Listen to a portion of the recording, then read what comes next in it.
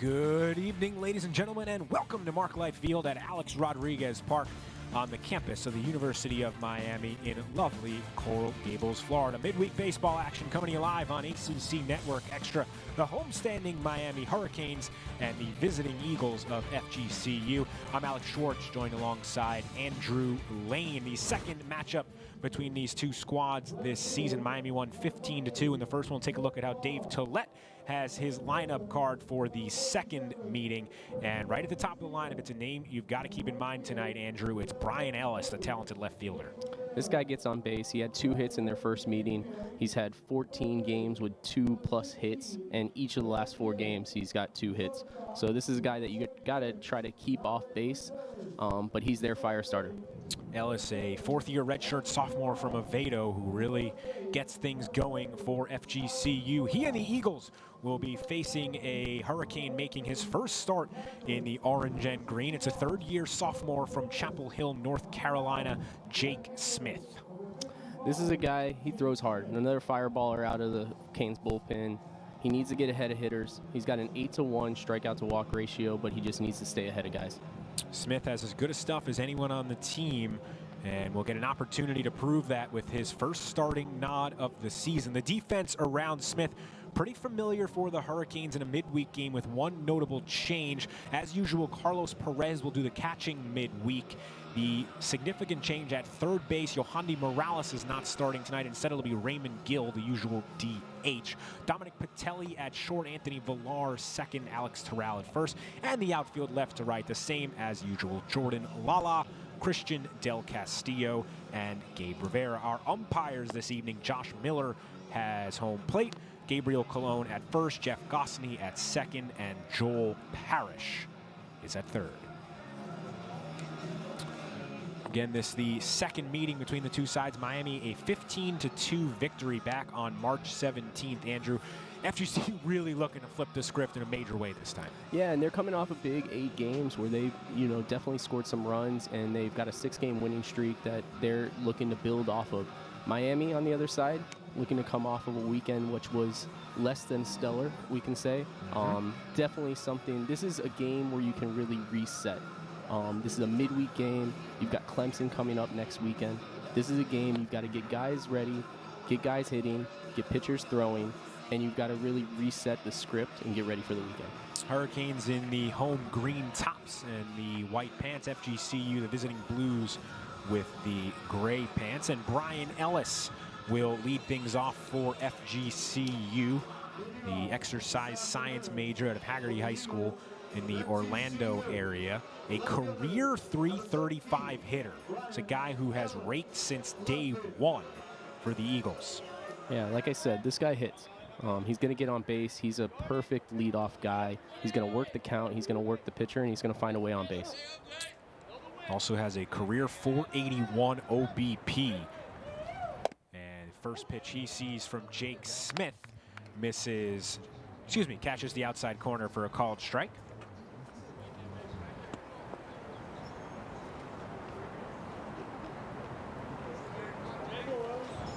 Jake Smith again making his first start at the Division I level and gets ahead on Brian Ellis 0-2 as that ball will trail foul.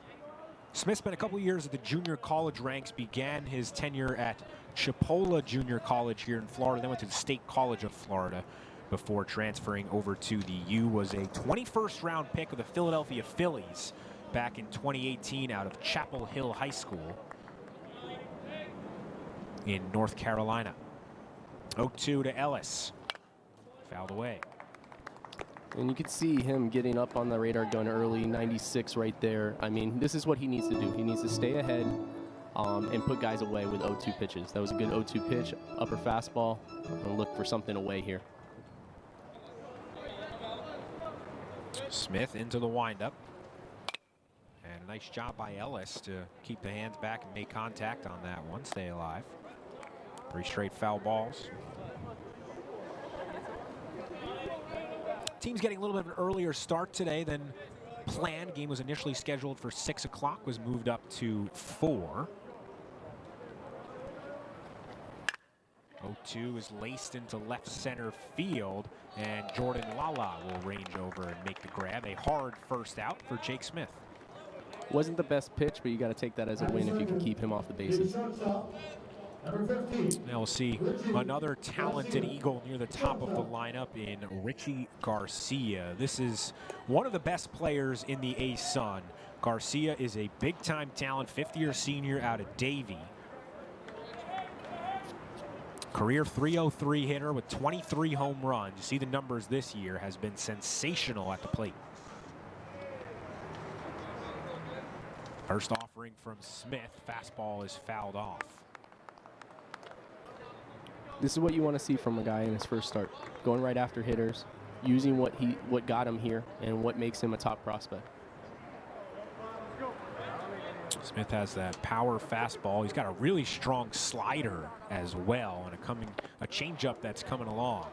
When he controls that slider, he's very difficult to hit at this level. Just a matter of doing that consistently. Get a bit erratic. I know the walk number isn't super high. He's got 4 wild pitches, though, which can be a telltale sign of some of those balls that obviously get away from you a bit. And that's the difference between a starter and a reliever. You know, a reliever can get by with a 96, 97, and maybe an okay second pitch. But if he wants to develop into a starter, he's really going to have to work on that second and third pitch when you got guys coming around in the second and third time in the order. 1-2 to Garcia, just missed outside. You could see Smith was starting to strut like he had that strikeout. Instead, the count runs even to 2-2. It's a great pitch right there. It's really going to set up the slider on the outside if he can get it off the plate a little bit. Let's see if Smith goes to that. Here is the 2-2. It is ripped into right field, but right at Gabe Rivera, 2 away. A couple hard hit balls, Andrew, but they both go down as outs, and that's what counts for Jake Smith. Yeah, you can see him a little bit up in the zone early. That's typical. You know, it's his first start. I'm sure he's excited, but the more he can work that ball down and then get that slider over, he's going to be in good shape if he can keep that going. Here's Joe Kinker. Miami will shift over towards the third base side of the infield. Kinker, the third-year sophomore first baseman from Northport. And you can see that slider right there for a first pitch strike. That's how you want to start it. It's really going to set up his fastball going forward. 0-1 to Kinker. Batting .293 this season, has started all 30 games for the Eagles. All 3 members at the top of the lineup of this FGCU order have done just that. Ellis, Garcia, and Kinker, as well as Mark Coffers down in the 7-hole. All 4 of those guys have started each and every game for FGCU. Smith with the 0-2. Tried to fool him with the slide. Misses low.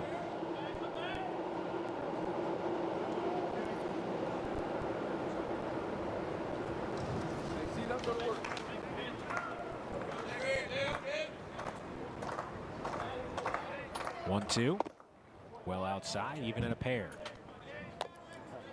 And you can see here, you know, Smith has really struggled with a 2-strike approach right here. You know, he's got to get a little bit better with that 2-strike pitch to put guys away. Another thing to keep in mind, again, Carlos Perez is the catcher. You see him telling Smith to settle down. Not a guy that Smith has worked with too often, as Perez basically only plays midweek. Kinker, another hard hit ball and another out for Jake Smith. 1-2-3 inning with a trio of lineouts. The Hurricanes will hit for the first time when we come back on ACC Network Extra. Hurricanes will bat for the first time, looking to snap a 3-game skid. Christian Del Castillo, Seton Hall transfer, moves into the cleanup spot tonight, Andrew. I like that move. You know, he's put the ball in play all year, and he's really been a good asset to this lineup and a great asset to the team in general. And I think that moving him there, he's going to get a chance for some RBIs and really to drive some guys in. And for FGCU on the bump, it's Tyler Tipton making his first start of the season for FGCU, the 3rd-year sophomore from Tampa, Florida. He's been a solid guy out of the bullpen. You're going to see 2 bullpen guys making their first start, which is exciting for them. Being a former reliever, I wished I could have had this moment. But, you know, you're going to see a guy that throws strikes, and just lets guys get themselves out.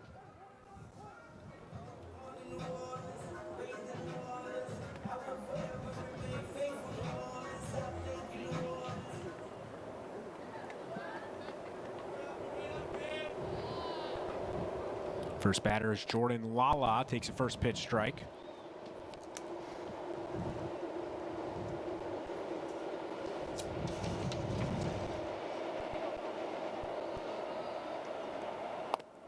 And then missing away. 1-1. Lala trying to snap a big skid. He is hitless over his last 5 games. Lala's a great leadoff hitter, though. I know he's been struggling right now, and he's struggling to put the ball in play, but he's a guy that takes walks. He's not afraid to be behind in the count, and that's what you want out of your leadoff hitter. Lala moved down to the 9 hole at the end of that Pitt series. He's now back into the top spot.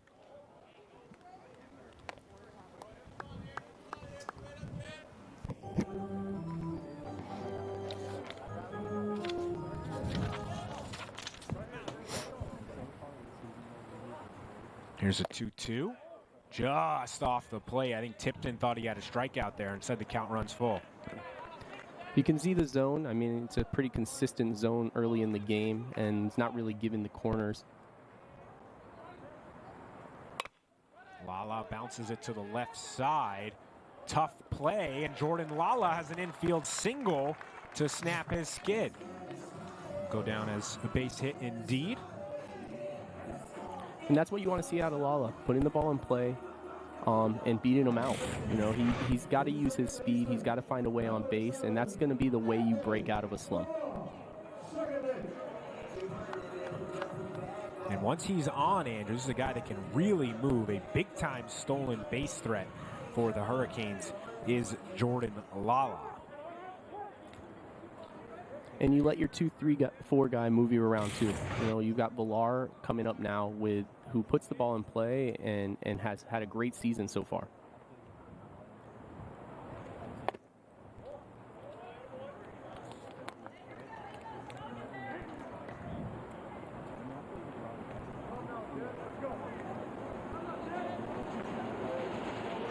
Villar started every single game of his Miami career, 3 seasons, primarily at second base. Has played a bit of shortstop as Tipton throws over to check on Lala. And you can see what you're going to get out of Tipton early. A guy that throws strikes, lets the hitters get themselves out. And Miami's just got to find a way to get on base and move guys around. 1-0, well outside. 2-0 now to Anthony Villar. Guys does a pretty good job of showing plate discipline. More than happy to take a walk is Anthony Villar. He's got 18 free passes this year, tied for the second most on Miami's roster.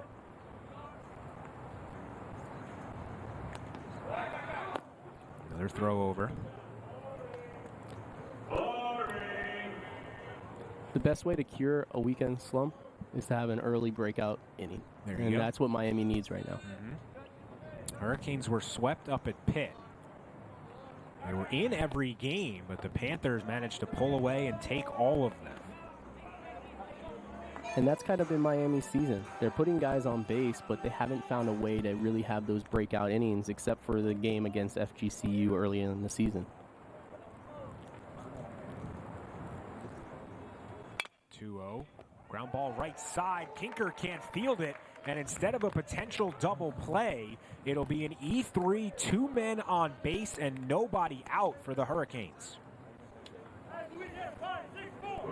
It's a tough play, Andrew, but one that you'd like to see Kinker make if you're an FGCU fan. Absolutely, and this is what Tipton's going to get ground balls. He's going to get flyouts, and that's the last thing you want as a pitcher is your defense not to work behind you, because he's going to let the guys put the ball in play.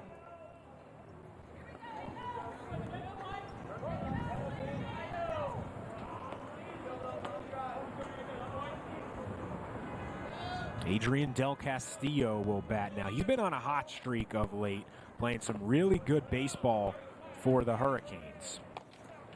And it's what you would expect out of him. I mean, he's the guy that, you know, obviously on every award watch list in the nation, and a guy that Miami really needs to put the ball in play. Well, basically the Del Castillo brothers need to get those RBIs.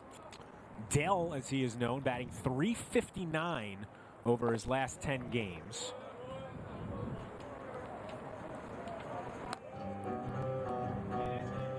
.324, I beg your pardon. It was Christian batting .359. They're back-to-back at the top, so I feel like I can get a mulligan on that, right? Yeah, absolutely. Seems fair. .353 over his last 5 for Adrian. Batting here with 2 on and nobody out, 2-0 count. Tyler Tipton in early trouble. Gets Del Castillo to pop up in foul territory on the third base side, and Alejandro Figueroa is there to make the grab. And that's a huge out for the Eagles.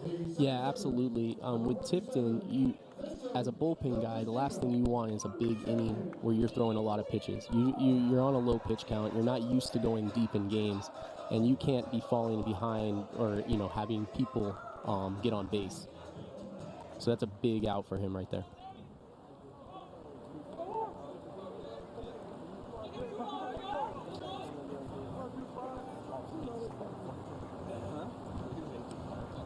Now here's his brother, Christian Del Castillo, batting in the cleanup hole today, and there you see why. That'll score a run. Christian Del Castillo with an early RBI. First pitch swing and knocks it into center field. Jordan Lala scores easily. Canes on top of the first. And that's exactly like you said. That's why he's there. He's the RBI machine in the 4 spot. He had Lala. He gets on base. Pilar gets on base, and that's what you want to see out of your 4-hole hitter. Another look. Obviously, Garcia, no shot at that one. And the way that Lala runs, there's just no way that Coffers would have a chance to get him at the dish.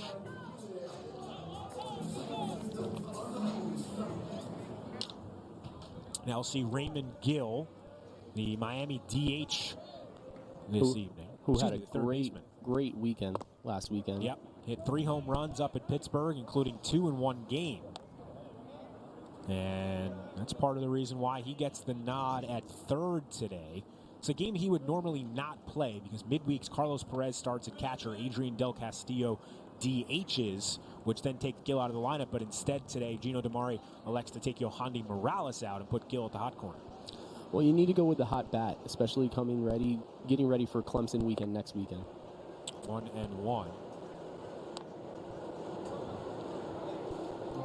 Gill on the season batting .273, 4 home runs.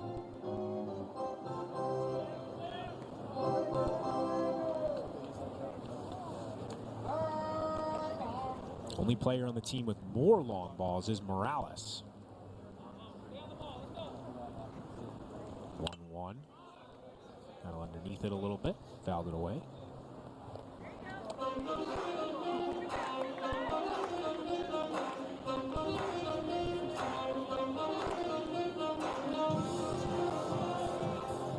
Yohandy Morales not getting the start today. First time this season not starting. Just been a bit of a slump lately, and it's understandable for a freshman. That happens. Absolutely. High school guys are used to playing 20 to 30 games in a season. So you've got a guy that's not really used to the college game yet. He just needs a little break, reset his mind, and get ready for the next weekend. 2-2 to Raymond Gill. Right, and you would certainly expect that he will be back in the lineup next week when Miami puts Del Castillo back behind the plate, frees up that third base spot with Gill shifting into the DH role. 2-2 misses outside. Nice job by Long to block it, and the count runs full. Absolutely. Wednesdays and midweek games, it typically is for, we've got inner squads, you've got times. It's a practice time. So you're going to get some other guys in there, get some chances at bats, and some of the starters are going to sit back a little bit, take a rest day, and get ready for another ACC weekend.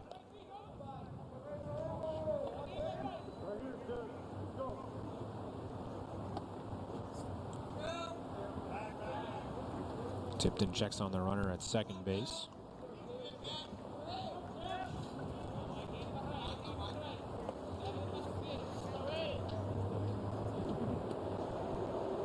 Another payoff pitch to Raymond Gill, who got underneath it, but boy, that was a pitch to hit. Ellis will range over slightly to his right and make the grab, but Raymond Gill is going to be a little frustrated heading back to dugout, Andrew. I think he thought he had a home run ball there. Yeah, that was definitely a pitch down the middle. You know, it's a pitch that the pitcher wants to avoid, and it's a hitter. As a hitter, you should crush that pitch. But yeah, he's going to be disappointed going back to the dugout. The funny thing, Andrew, sometimes people talk about a starter goes 8 innings, gives up 1 run, it's a home run. People say, well, he made 1 mistake. That's not always true. Sometimes you make a mistake that just doesn't show up that way on the box score. Yeah, the majority of the mistakes don't show up. Right. But the ones that do, they hurt more. But, you know, it's a game of mistakes. Right. And then there are games where you make a bunch of mistakes and you don't give up any runs. There might be a game where you don't make any mistakes and somehow guys put together some good pieces of hitting, and that's just baseball. Absolutely. I mean, you could see it in Smith in the first inning. He had 3 hard hit balls, but he comes out of it unscathed and ready for inning number 2. 1-0 to Alex Terrell, Miami's big slugger. Terrell has 33 career home runs. This is a big bat. He hit 24 long balls back in 2019. It's the second most in a season ever by a Hurricane. Was top 5 in the NCAA that year as well. 2-0 from Tipton, misses away. And as the season's gone on, he's starting to find his stroke. You can see that he's getting a little more comfortable in there, and hopefully he'll get back to where he was in 2019. I know 2020 was a shortened season. It's tough to even think about that, but you're starting to see the comfort level get back up there.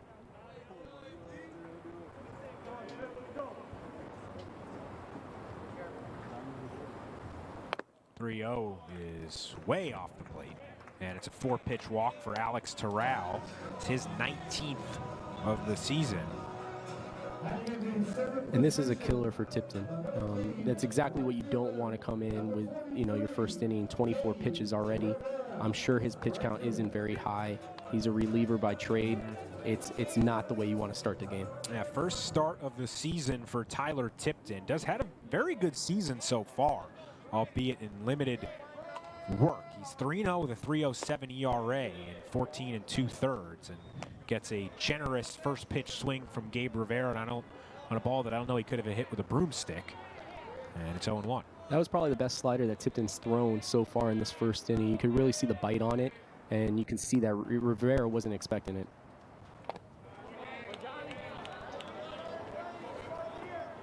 Gabe Rivera has just been sensational in midweek games this year, batting .500 with an 1143 slugging percentage. OPS is up around 1,700. He has just been sensational in midweek games. And I may be biased just because he goes from my alma mater of Killian High School in Miami, but he's one of my favorite hitters here. I mean, he's a guy that gets up to the plate, and he knows what he's trying to do. He may take a bad swing, but if you throw him that pitch again, he's gonna put a bat on the ball. 1-2 to Gabe Rivera. Big pitch for Tipton here. And he gets it, swinging strike 3, and a well-earned fist pump from Tyler Tipton. The Hurricanes load the bases, but can't cash in any more runs. 1 run, 2 hits, 1 error, and 3 left on in the bottom of the first. Tyler Tipton fans Gabe Rivera 1-0 through 1 at A-Rod Park.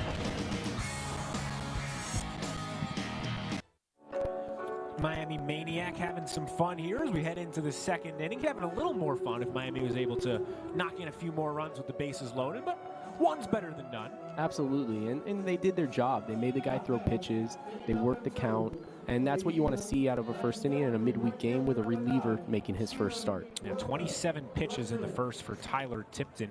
The Hurricanes, of course, also have a reliever making his first start. Jake Smith, 15 pitches in his first inning of work and did not allow a base runner. Here's Steven Wilmer, the right fielder, will bat for FGCU, third-year sophomore out of Sarasota. First pitch swinging out in front of it, lofted into left field, and Jordan Lala loses his hat, but makes the grab.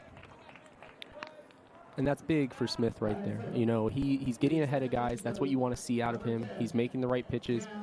If he can get those 2 strike pitches in a better location, I think he'll have a good day out here. Cameron Kurzminski The batter for the Eagles, fifth-year senior from Coral Springs, was primarily a pinch runner and defensive replacement over his first 3 years with the Eagles, had just 42 at-bats, years 1 through 3, and has shifted into at least a part-time starting role since then and has been a primary starter this year for FGC. And that's what we like to see from a guy, Andrew, progression from year 1 to, in his case, year 5. Let's just say I'm happy you said his last name first because I did not want to butcher it. But yeah, you're absolutely right. You want to see that progression from coming into high school into a college ranks where you're going to be facing tougher talent and better teams. So he's definitely doing a good job at that. Kurzminski behind 0-2 as he fouls away the pitch from Jake Smith. Second baseman, a graduate of St. Thomas Aquinas High School. He was a standout student, member of the National Honor Society and the National Italian Honor Society. Smith with the delivery, his 20th pitch of the day, misses away, 1-2. And those are the pitches he's got to get better at. 0-2, you've got to put something that's close enough but far enough to get the strikeout or at least get someone to swing at it. That's a pitch right there that, you know, no one's going to go after, really.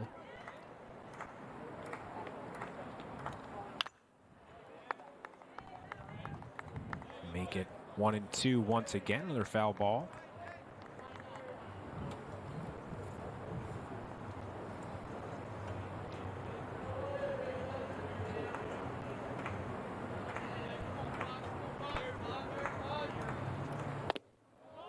And a looking strike 3 for Jake Smith. That's just a nasty pitch from the North Carolina native. And you can see his tight slider right there. That's his second pitch, and you're starting to see him get a little bit comfortable with it and get a little tighter after that first inning. Still not a pitch you want to see on 1-2. I think it's a little too close for comfort, but you know, he gets the job done there.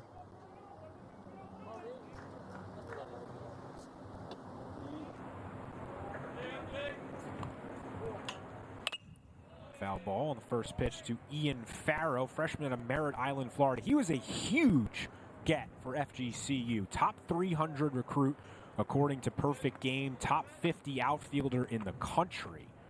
Won a state title as a sophomore at Merritt Island High School, and he is the first base runner of the day for FGCU. Hit by a pitch from Jake Smith after the first 5 batters were retired.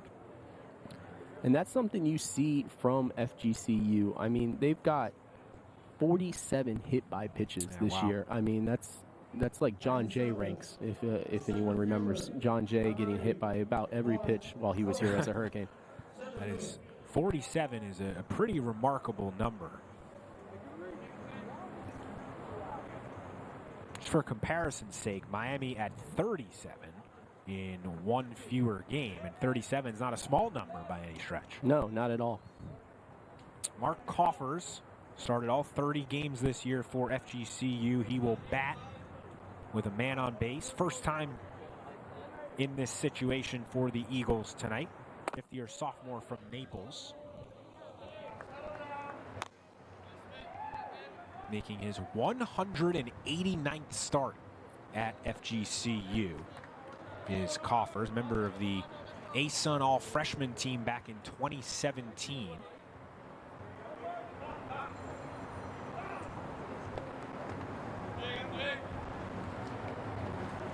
1-0 from Smith, misses high.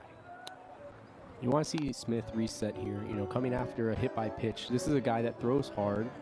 He's going to have to work inside, and unfortunately hit by pitches are going to happen when you have to do that. But you want to see him reset here, not get into too much trouble and not let this inning get out of hand.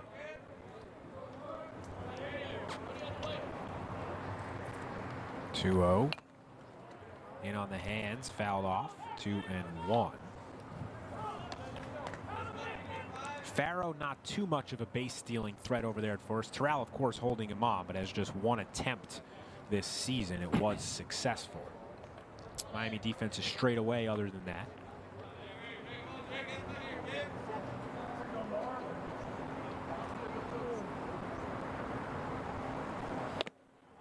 Nasty fastball from Smith, blew it right by Mark Coffers, and it's 2-2. And that's what you want to see. You want to see him go right after the guys. Not be afraid, use your power, and go after him. Looking down his card there with all the signs. Miami has a digital, almost looks like a clock basically, above the dugout where the signs come in as Carlos Perez takes a foul ball to the face. I'm still trying to get used to that. I guess I'm a little far removed, I would say, from the game, and that's one of the things that I'm still trying to get used to is everyone having a quarterback wristband on their belt or on their arm, and now with the digital numbers being shot up from the dugout. Miami implemented those digital numbers during the Duke series a couple weekends ago. 2-2, and Perez throws down to first, not even close. And count runs full. Farrow will be in motion. See if Mark Coffers can come through for the Eagles. You like to see Smith here rear back and just go after him. Let his stuff do the work. Have the sign from J.D. Arteaga, the Miami pitching coach. And here is the payoff from Smith, missed low in the dirt. And after the first two Eagles were retired in the inning, Smith hit a batter and walked another. The catcher, number 24, Johnny Love. Anything in particular you've seen over these last couple batters, Andrew, that has changed for Smith after he was so effective through the first five? I think he's just gotten away from, he's trying to be a little bit too perfect right now. You know, after you hit someone, it's kind of a reset in your mind that you got to take a break and really continue your game plan. If you try to get too perfect, that's when you start to hold on to the ball a little bit longer and you start to see these walks come. First pitch, fastball from Smith, swinging strike from Johnny Long, the second-year freshman out of Naples, Florida. Went to Barron Collier High School, just about 22 miles south of Swanson Stadium, home of the Eagles. Had a very limited role last season, just 20 at-bats, 5 hits, but has stepped into a larger role in his second year at FGCU. Played in 27 of 30 games, made 24 starts, and hitting .284, batting in a big spot early in this one. And Smith getting ahead right there is exactly what you want to see after that. From the catcher, you want him to calm him down and let him go after what he knows how to do, and that's throw the fastball. Throws it once again, gets a comebacker, and able to field it underhands over to first. No runs, no hits, no errors, but 2 left on for FGCU as Jake Smith works himself into and out of a jam. Hurricanes will hit 8, 9, and 1, 2 up. We come back on ACC Network Extra. Great evening to take in some baseball, though I will admit in the open, I had to decide between good evening and good afternoon. 4 o'clock is kind of, 3 o'clock's the afternoon, 5 o'clock's the evening, but what's 4 o'clock? It's tough to say. Right, it's really the middle ground. It's when I should be having appetizers or something. Right, that's true, but I don't know that that's quite as, it doesn't flow quite as well. Good appetizer time, and welcome to Alex Rodriguez Park. Maybe happy hour time? Happy hour time. Welcome to A-Rod Park. Yeah, I'm sure there's some folks who are partaking a little bit in some happy hour beverages and watching some baseball from home. It's tough because it's a midweek game. Right. It's a school night. Well, you could hop off work an hour early, Dominic Patelli, ground ball to second, and that one eats up Kurzminski. Let's see how it's ruled. It's a tough play, but that's probably an E4. As Patelli is on base. You got the big hop there. I mean, I'd like to see that as an E4, especially I'm sure Patelli would like to see that as a hit, but Awaiting the official ruling, but Andrew, we're on the same page that one should probably be an error as Carlos Perez digs in, the true freshman catcher for Miami out of Florida Christian. Throw down to first base. It gets away just a few feet, though, as Patelli slides back in safely. And it is indeed an E4. I think that's the correct decision.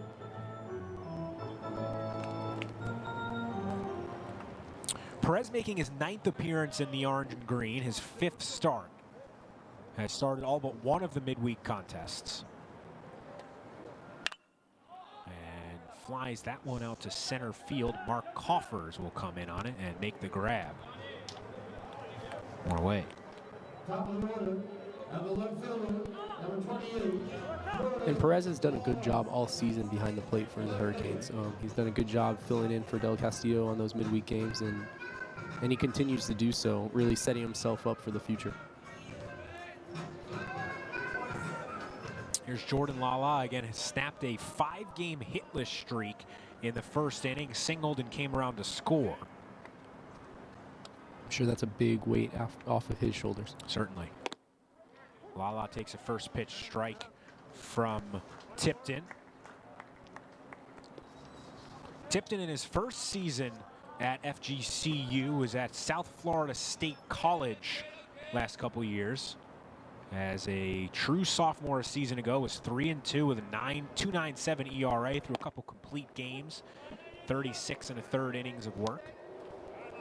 Bioengineering major. I think if I walked into a bioengineering class, they'd kick me out and just say you don't belong. They would know I'm in the wrong place. So I'm guaranteeing we're that. on the same page on that one as well. Okay, good to hear. 0-2 to Jordan Lala. Ground ball. This could be 2. Kurzminski to Garcia to Kinker. And it is a rare double play off the bat of Jordan Lala. No runs, no hits, 1 error, and none left on. 1-0 Canes through 2.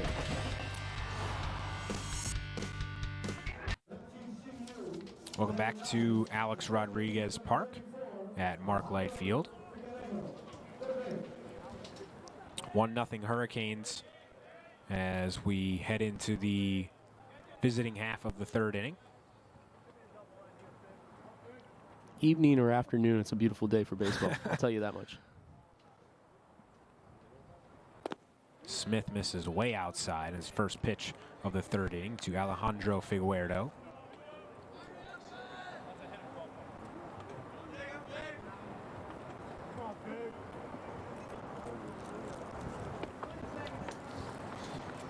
Figueroa making his 25th start of the season.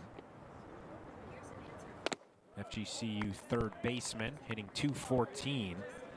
The only player in the lineup for the Eagles not batting over .275 entering the day. This is a powerful, talented offensive team. Absolutely. They're people that get on base and they score runs. You could see that in the 8 games they've had with double-digit runs throughout the year. Yeah, they're 7-1 in those 8 games when scoring in double figures.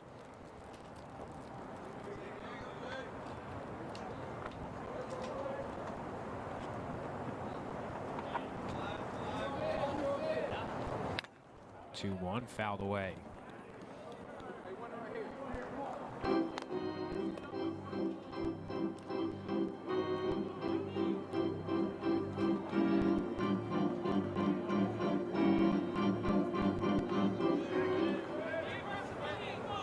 Two to Figueroa.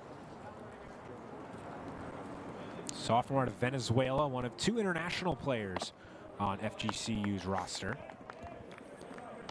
As the count runs full. And this is what we were talking about off air, is that, you know, although Smith doesn't have a lot of walks, he does get behind in counts and he works the count. And that's just going to run your pitch count up. Payoff pitch. It's a good one, and it's fouled off. 94-mile-an-hour heater from Jake Smith.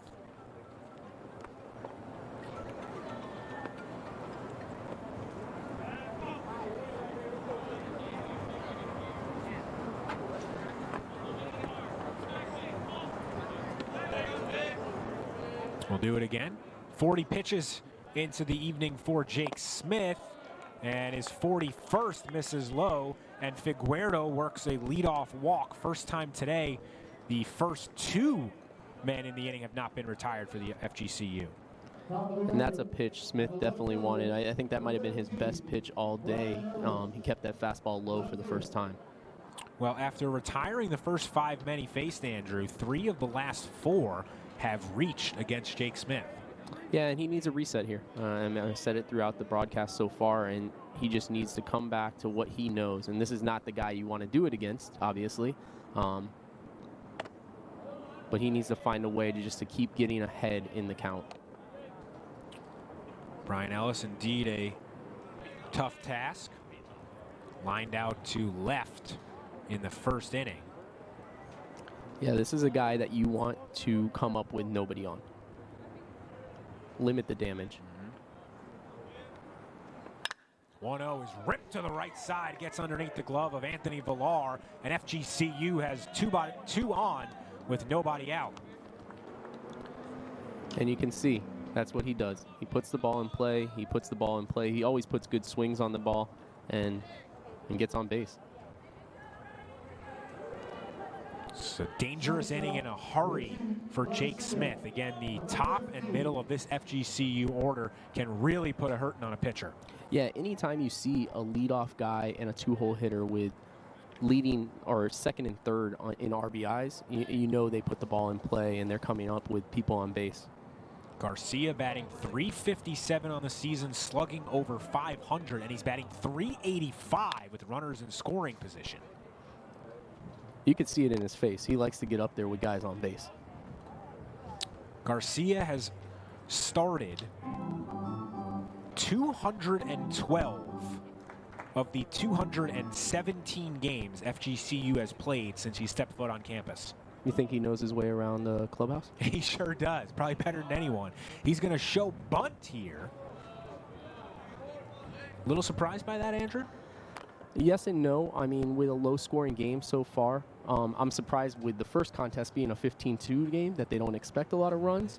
But you want to put some runs on the board early, and that's the only way FGCU is going to have a chance in this game, especially against Smith. And so I'd say I'm a little surprised, but not completely. Let's see if he shows bunt again here. He does indeed. 1-1 pulls back, and it misses low for a ball. That first game, it was actually very close through the first 4 innings. Miami led 1-0 through 4, and then put up 4 straight crooked numbers, beginning with 7 runs in the 5th inning, and it got out of hand in a hurry. And you'll see J.D. Arteaga walk out to the pitcher's mound to have a chat with Jake Smith. What's the message here from J.D. Arteaga? Just to stick with what he was doing in the first 2 innings, and that was getting ahead of hitters, throwing it down, letting the people get themselves out, and that's what JD's gonna come out there and say right now. The last thing you want is this to get out of hand early. Andrew Walters will get loose for the Hurricanes. The second-year freshman, a transfer from Eastern Florida State College. Miami would hope to not have to go to him too early. Yeah, you don't want to get into the bullpen early and make this a bullpen game. That's not what you want on a midweek contest. Smith had a 9-strikeout performance this weekend at Pitt, was the most Ks in a game by a Hurricane pitcher this year, as that ball is laced into center field, but right at Christian Del Castillo.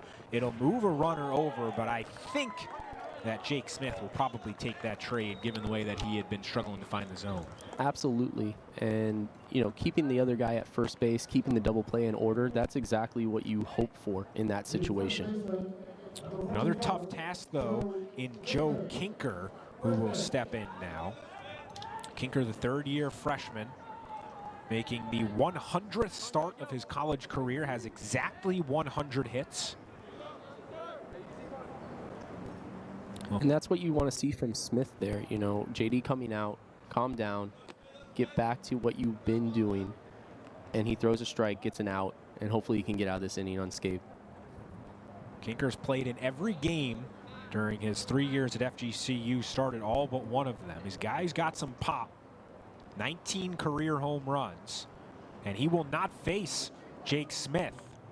After 2 1/3, Miami's going to turn to the bullpen. It'll be Andrew Walters trotting in from right field. Jake Smith's day is done. We'll tell you about Andrew Walters when we come back on ACC Network Extra. Miami is going to turn to Andrew Walters, the second-year freshman right-hander, in a big spot here. He comes in with runners and the corners and just 1 out, facing the meat of the FGCU lineup. Yeah, and I think the pitching change here is you've got a guy with a curveball changeup, good secondary pitches to possibly work into a double play. With a guy like Smith, you've got a fireballer. He hasn't got a lot of ground balls today. It's not the guy you want in that spot, and I think that's the reason you see the change into Walters with a guy with a good curveball, good changeup, possibly can get that double play.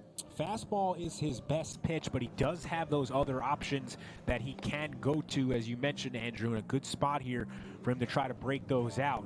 Walters has pitched more of late for the Hurricanes, as Miami's had to do a lot of reshuffling due to injuries and some inconsistent performances through its pitching staff. Yeah, and another guy with a good strikeout to walk ratio. He's going to throw strikes. He's going to let the guys put the ball in play, and that's what you want to see in this spot. You know, obviously a strikeout would be the best opportunity or the best situation for this, but a double play gets you out of the inning. So Miami will be looking for here is that double play ball from Joe Kinker. On the season, though, Kinker has not grounded into a single double play.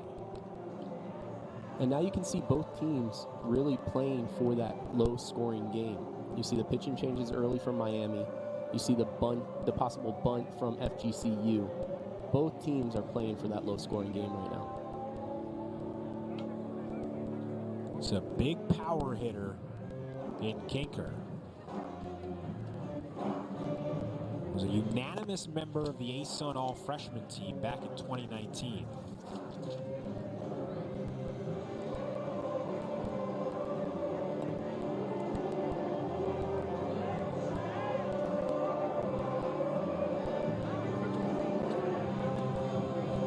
Was a preseason All-Conference pick last year in the abbreviated season, but had a tough season.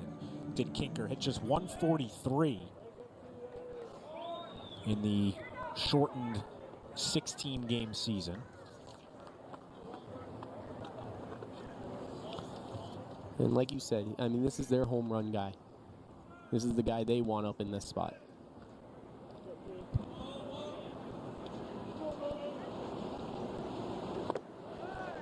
Walters misses outside.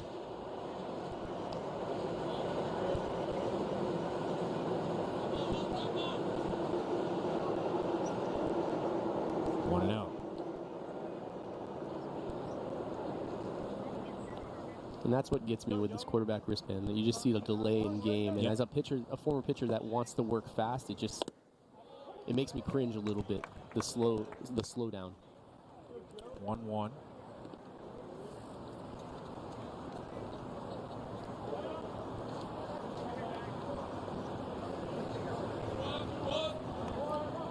Looks like something I'd keep in my pocket during a test or something. Don't let the professors find out. And that will score a run for FGCU as Walters' wild pitch goes to the backstop. And coming in to score is Alejandro Figueroa, and FGCU evens the score.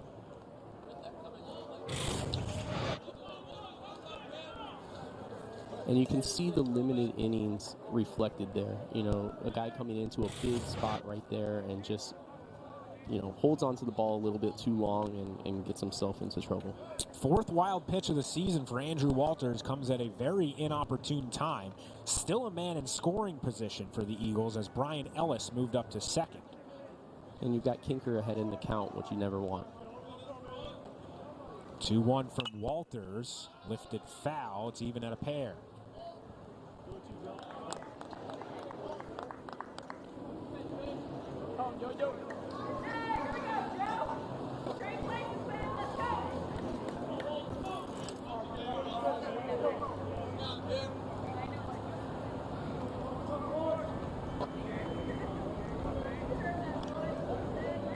Walters checks on Ellis. He can really move at second base and misses inside as the count runs full. And with a base open here, you want to see him, you know, not go right after him, especially with Kinker, who's got home run potential. You know, he's got 10 on the year. It's not a guy you want to go right after, so you'd like to see him nibble at the corners a little bit here.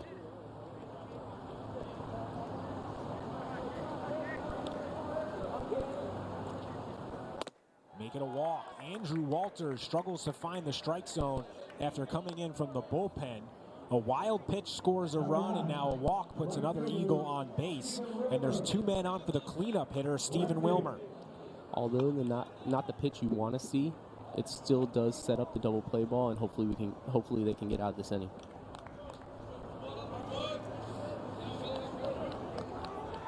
Wilmer has grounded into 1 double play this year.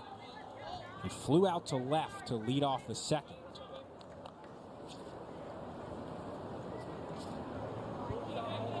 Oh. You're going to see a balk there. Wow.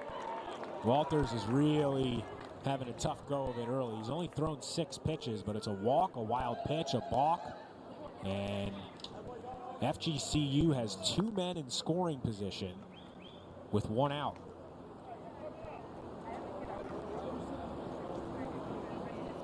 The umpires are going to discuss it. Yeah, that's just a lapse and just, again, limited innings, limited time on the mound. You see him go to his mouth and straight to the ball. Obviously, never going to get away with that. Gino DeMari going to at least try to express his opinion. Can't hurt to give it a shot. No, absolutely not. Yeah, it's pretty clear.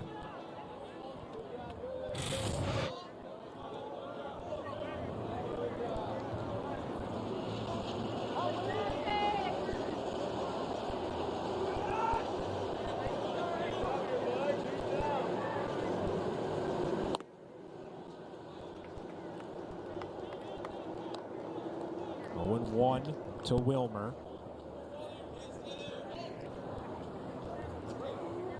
Sarasota native, began his career at East Carolina, part of a 47-win team that went to Super Regionals, transferred to Pasco Hernando State College, where he hit .423 last year, and now up in a huge spot for FGCU, trying to cash in a few runs here and take the lead on the road against the Hurricanes in the 3rd.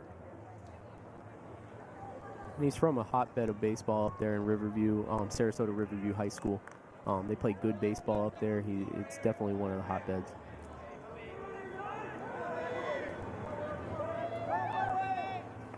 One, nice pitch. There's a high heater. Wilmer couldn't catch up to it. And it's 1-2. Throw down to third, not in time. It's the 3rd time today we've seen a catcher throw behind a runner. Generally go an entire game without seeing that at all. Yeah, you like to see that, especially when a guy swings through a pitch. Usually you've got the runners on the bases taking their secondary, and it's a great time to throw behind them. 1-2, foul tipped into the glove of Carlos Perez, and that's a huge strikeout from Andrew Walters on the FGCU cleanup hitter. Another look. Looked like Wilmer was looking for something else there. The only other Eagle who struck out today will bat. That's Cam Kurzminski, hitting .326 this season. And you should see a steady diet of curveballs here, like in his first at-bat. They must know something that they're looking at. Hitting a shade under .290 in his collegiate career. And a big hack at a breaking ball. You get 2 RBIs. 0-1. It's a heck of a breaking ball from Walters. Yeah, and he shouldn't see another pitch, basically, in the rest of the at-bat. 0-2 after that great curveball. See if he goes back to it on Kurzminski.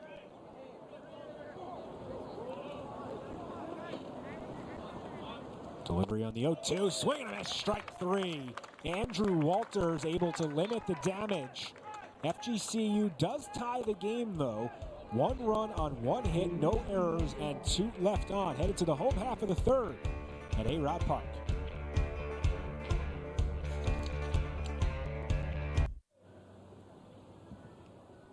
First pitch to Anthony Villar, grounds it to the left side, gobbled up by Richie Garcia, tosses over to Joe Kinker. 1 pitch, 1 out for FGCU here in the bottom of the 3rd. Well, that's effective. That's efficient. Yeah, that's what he should have been trying to do all day. I'm sure he has been. You want to get that one pitch, one out. Adrian Del Castillo today named to the midseason Golden Spikes Award watch list, presented to the best amateur baseball player in the country. Guy's got a chance to be a top 10, possibly top 5 pick in the upcoming Major League Baseball draft. You think the brothers have an internal bet going on who's going to finish the season at a higher average? You know, it's a good question. I would guess not, and the reason I say that is because entering the season, the assumption probably just would have been that it would be Adrian, but Christian has been so spectacular that, you know, they could have at least put bragging rights on the line. I mean, they came into the game today at the same amount of at-bats with Christian having 3 extra hits on his brother.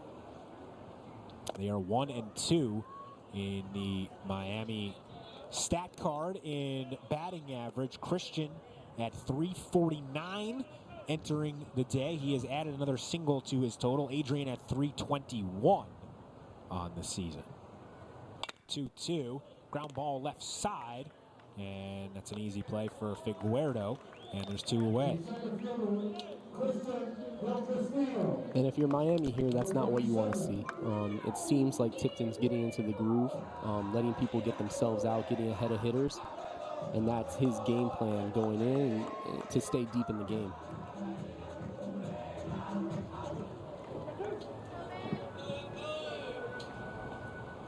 Christian Del Castillo will bat now. His knock provided the lone run for the Hurricanes so far today. An RBI single in the first that plated Jordan Lala. Del Castillo make it 2 for 2. So he continues to extend the lead over his brother in the batting average category. Absolutely.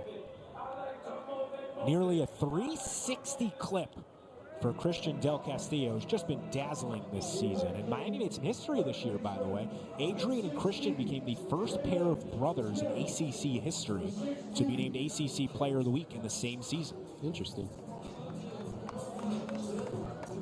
I played with actually 2 sets of brothers, Danny and Paco, the twins, when I was here, as well as Carlos Gutierrez and David Gutierrez.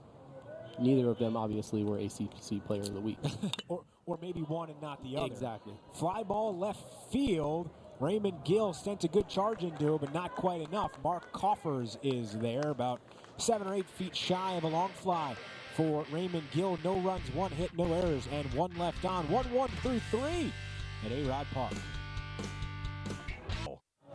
Andrew Walters back onto the bump. He relieved Jake Smith. Went 2 1/3, 1 hit, 1 run. It was earned. Walk 2, 1 strikeout, 47 pitches, 30 were strikes. And Walters had a tough first plate appearance, first batter he faced in Joe Kinker, then settled in a couple strikeouts. What did you see, Andrew? Yeah, you really just saw a young guy coming in where, you know, the situation was a little big and he obviously wasn't finding the strike zone early, but quickly settled down with the 2 strikeouts at the end, and you can see it continuing here. Alex Terrell unable to run down the foul ball, and will just go down as a strike to Ian Farrow. Was hit by a pitch and stranded at second, back in the second. When you're a reliever, you know, the biggest thing is coming in and not letting people score on your watch. And that's something it's tough to learn and it's tough to get used to, but it's a different mindset when you're coming in. 0-1 is fouled away. What's the difference mindset-wise when you're coming into a clean inning to open it, as Walters is now, versus entering a game where you haven't inherited runners as he did in the third? It's more a timing issue. You have the ability to get settled in as a starter or coming into a clean inning versus coming into a situation where you don't have that luxury. 0-2. Tried to get Farrow to chase. Did not. A good pitch nonetheless. And that's what you could see in a lot of young guys, is they're just trying to do too much early. And that's what you saw with the wild pitch and the walk, and then quickly settle himself down, 2 strikeouts to end the frame.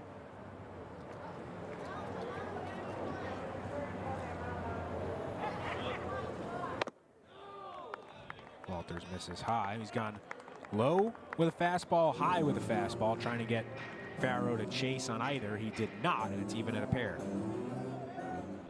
And you're seeing the velocity start to rise as he gets comfortable into the inning. Gets a piece of it. Perez couldn't get the glove up in time, so Farrow stays alive.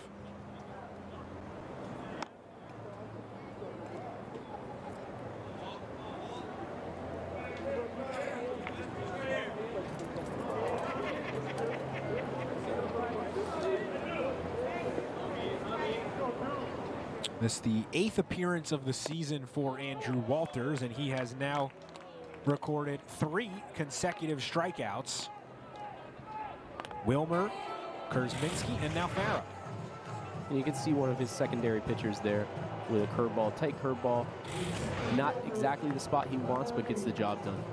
First 2 are swinging, and this one is looking. It's like he flipped a switch here. He faced Kinker and just could not find the strike zone. He walked him. He threw a wild pitch. And you're starting to see him settle down. 3 straight strikeouts since then, and now gets a head on Mark Coffers. A nice breaking ball. Coffers walked in the 2nd inning. And it's one of those things as a pitcher, the more you relaxed you are, the tighter your curveball is going to be, the harder you're going to throw, and the more consistent you're going to be. And that's one of the things as a reliever when you come in is not letting the situation get out of control and relaxing yourself. Coffers, the FGCU center fielder, was a huge get out of Barron Collier High School as he strikes out swinging on 3 pitches, as Andrew Walter is absolutely in a groove on the hill for the Hurricanes. And you're seeing what's made him successful. An electric fastball and a good tight curveball. Now he'll face Johnny Long with 2 outs and nobody on. Long looking to avoid making the 3rd out of an inning for the 2nd time in as many plate appearances. He grounded out to the pitcher to end the 2nd, and boy, Walters has everything working right now. Yeah, that curveball just keeps getting better.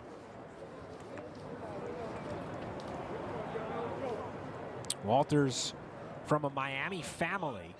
His uncle Matt was a defensive lineman on the 2001 National Championship football team for the Hurricanes. He's got a lot of athletics in the family. His father Kyle played basketball at Florida Tech, where his mother Angela was a softball player. And now he is shining for the Hurricanes, and he's got a 1-2-3 inning with a trio of strikeouts, 2 looking, 1 swinging, 5 straight strikeouts for Andrew Walters. Even at 1, middle of the 4th at Alex Rodriguez Park. Similar start to the last game between these squads. It was 1-0 Miami through 4. Right now it's 1-1 middle of the 4th. Then the Hurricanes blew it open in the 5th. They'll be looking to do it an inning early this time. They've got a couple big bats up here in the 4th, starting with Alex Terral, then Gabe Rivera, and then Dominic Patelli, who's really come on strong of late. And they're gonna have to do it against Tipton, who seems to find his groove and start to get back into this game.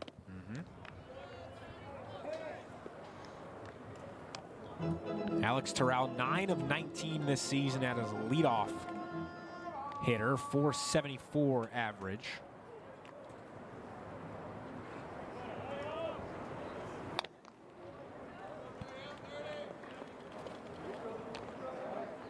Interestingly, he's 9 of 37 with the bases empty, which means that when he bats with the bases empty and any outs, he's 0 for 18, but with no outs, he's 9 for 19.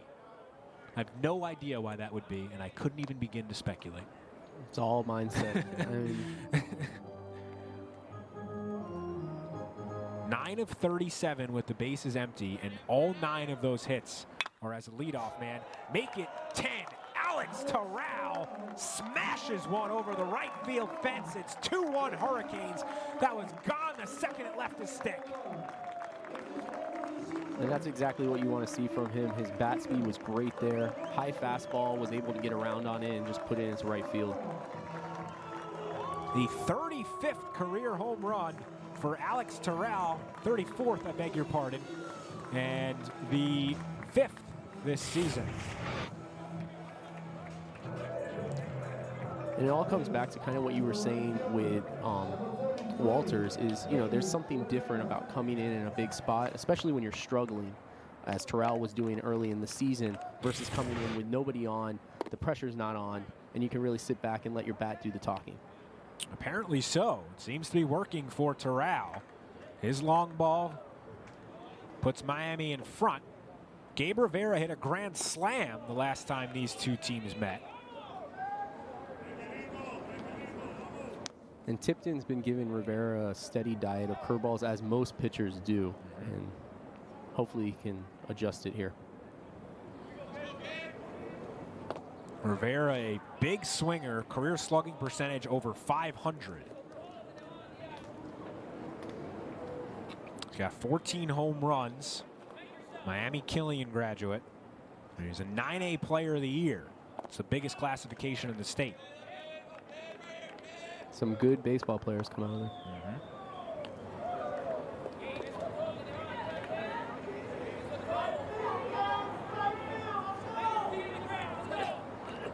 2-2 to Gabe Rivera, fourth-year junior.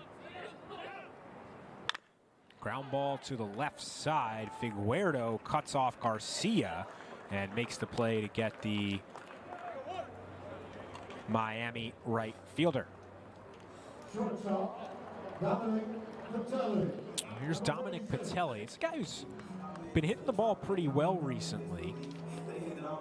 Patelli batting .316 over the last 10 games, has the average up to .229. And frankly, I think Miami is perfectly happy if Dominic Patelli bats around .230. When you have a glove as good as his is, and you're at shortstop, you're very happy if your guy in your 8-9 hole is still batting .230.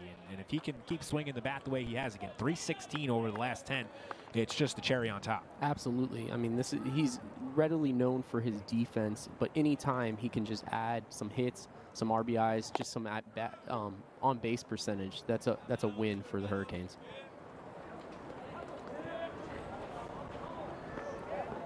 Patelli out of Doral Academy was not a particularly highly touted recruit, but has worked his way into the lineup nearly every day for Miami due to that glove, making his 25th start of the season in 29 games. And that's something defensive has been a problem for the Hurricanes over the past 2 years, and it was definitely something they needed to shore up this year in 2021 if they were going to be successful. And he's definitely provided that on that side of the field. Well, hopefully Tipton's okay. Caught that ball a little bit funky over at first base. Looks to be all right. Will go down as a 3-1 put out. If you're keeping score at home, which I'm pretty sure no one does it. Not with the amount of apps that you're I mean, you introduced me to one today. Yeah, there's just not a need to keep score at home. It's a bit sad. The art of scorekeeping is probably leaving us pretty quickly. I think it probably is. You just need an official scorer and someone to input it into a computer somewhere. That's all you pretty much need. I still like to have a paper copy in front of myself and be able to refer back to it, but ultimately there's just, there's such an easy way to access everything electronically. That scorekeeping, I don't think that like little kids are going to a ballpark anymore, picking up a scorecard on the way in and keeping score in the stand. I think they're just pulling it up on their phone and seeing what's been going on. You're absolutely right. And I mean, for me, this is probably the first time I've kept score on a paper copy in about 10 years, and I do enjoy it. I won't lie. Carlos Perez is the hitter, if my scorecard is correct, and I do believe it is. It's a nice pitch from Tipton. 2-2 to the Miami freshman backstop. Tipton's come right back after that Terrell home run, and that's exactly what you want to see out of your pitcher. Perez lofts that ball down the right field line. Wilmer got a late beat on it, but able to track it down and make the play. Just one hit for the Hurricanes in the fourth, but it was a big one, a booming home run over the right field fence from Alex Terrell. 2-1 Canes. Well, the Hurricanes have been excellent in midweek games this year. They're 5-0 and have just absolutely been thrashing the ball, batting .339 in midweek play. Weekends, not so much, Andrew. There's just been a big disconnect for the Hurricanes. And you can see that, most of the weekend series are the ACC series, and you can see that in the 10-10 record. The midweek games coming against some competition from local Florida teams, and you're going to see some great competition, but you really, with the midweek games, it's a showcase for a lot of guys not getting a lot of playing time. And you can see that with Walters is really making a name for himself with 5 straight strikeouts, where he's setting himself up for some more playing time in the ACC series during the weekend. I think the thing that's surprising is that for Miami, midweek games are generally not easy because there's so many good teams in Florida. If you're a program, I don't know, pick a random team, Vanderbilt, the midweek teams that you're playing might not be quite as good. FGCU, FAU, UCF, FIU, there's a lot of talent on these teams. These are programs that go to the NCAA tournament. These are programs that have major league draft picks, major league players, that have All-Americans. Miami has dominated the midweek games and has struggled to an extent in weekend play, and it's actually been somewhat of a reverse from the prior years. From 2017 and 2018, Miami went 11-14 in midweek games. Over the last 2 years, 8-1 in midweek play. So you love to see that improvement. You need to translate it into the weekends, though. Absolutely, and most of the time from a Miami team, you're not only seeing great competition from the local Florida teams, but you're also seeing their number one pitchers a lot of the times. Not typical here today, but you're seeing the best competition that they have to offer. So that 11-14 record from previous seasons, that's what you typically would see from a midweek series. But you're not seeing that this year, and you just need to see it translate over to the ACC weekends. One of the weirdest stats for the Hurricanes, they're 17-11 on the year, as the 1-2 pitch to Figueroa is a called strike 3. It's 6 consecutive strikeouts for Andrew Walters, 3 looking and 3 swinging. Miami 17-11 this year, but 17-5 against teams that are not coached by Florida State alums. Hurricanes got swept by Florida State, swept by Pitt, and other than that, they're 17-5. Mike Bell, Florida State alum, head coach at Pitt, and of course Mike Martin Jr. at Florida State. I don't think that it has any meaning, but it is a very weird number. And if I know Gino and JD, and especially GM, that's the last thing you want is a Florida State alum or Florida State having your number. It's certainly understandable. Miami, of course, though, did take the series up in Gainesville to begin the season. Florida, basically the unanimous preseason number 1 team in the country. Hurricanes won 2 of 3 at UF. And that weekend, you could really see the excitement from starting a season, probably coming off of a COVID year, getting back on the field and facing your nemesis over the last few seasons in the opening series. We need to take that excitement going forward, and that's what you want to see out of the Hurricanes. Fly ball into right field. Gabe Rivera looking, and it's over his head. A game-tying home run from Brian Ellis after 6 consecutive strikeouts. It's even at 2 on the long fly from Ellis. And that's what you would expect to see out of Ellis. He came up there knowing he was going to break that strikeout streak that Walters had, and he gets a hold of one right there. Brian Ellis was 1 for 2 with a single, now 2 for 3 with a home run. And that ball was gone the second it left his bat. Gabe Rivera barely gave it a cursory glance. That's just a good piece of hitting. And you could see Terrell and Ellis taking advantage of some early fastballs and depositing them into right field.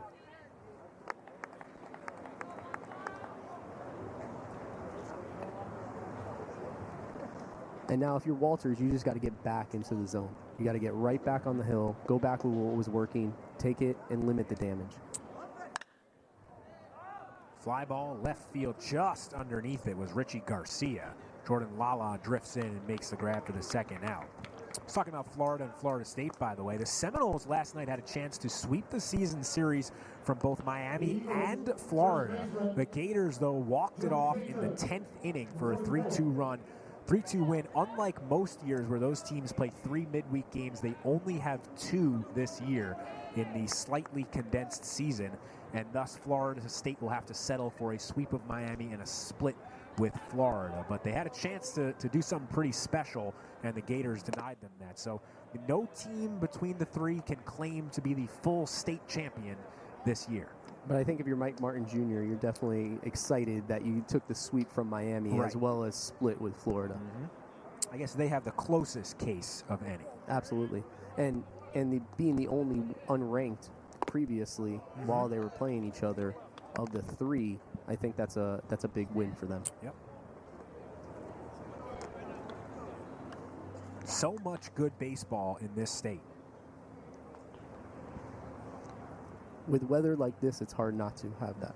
Yeah. I mean, you look at two of the best pitchers in Major League Baseball over the last half dozen years came from the A's son. Chris Sale from FGCU, Jacob deGrom, who only pitched for 1 year at Stetson. And, then you talk about all the guys from Miami, Florida, Florida State, FAU, et cetera. The list goes on and on. I mean, there's just an incredible amount of talent. Swing and a miss. Andrew Walters gets 2 more strikeouts in the 5th, but FGCU ties the game on a solo shot from Brian Ellis, where midway through this ballgame at Alex Rodriguez Park, Miami 2, FGCU 2.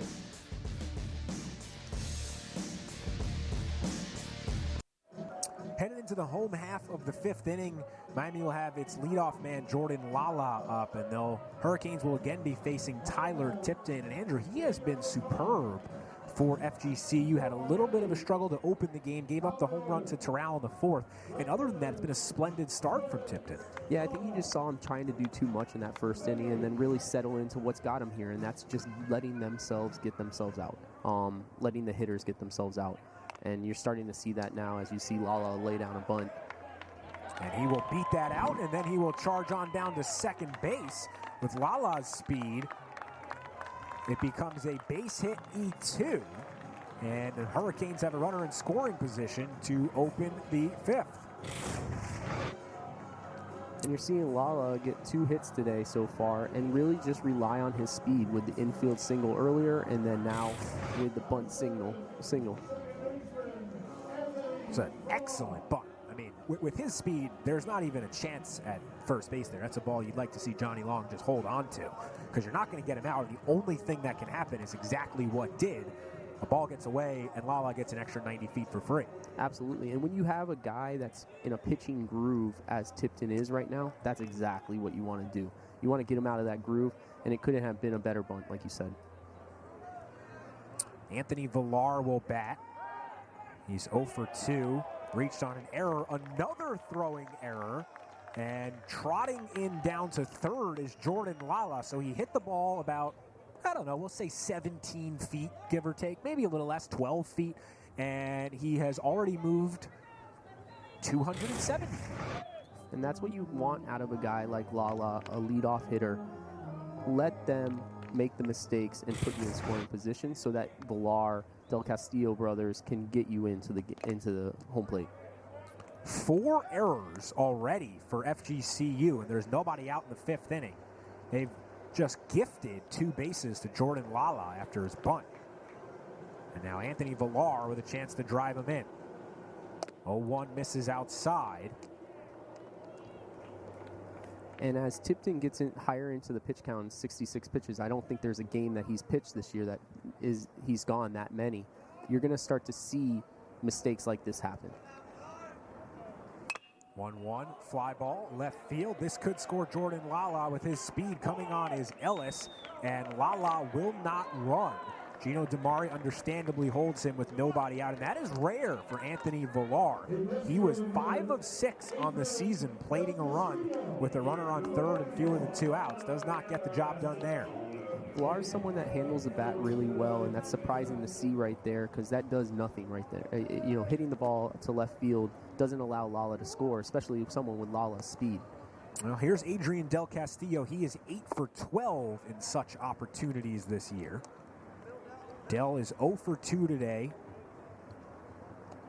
Maybe like to atone for his first inning pop out with 2 on and nobody out.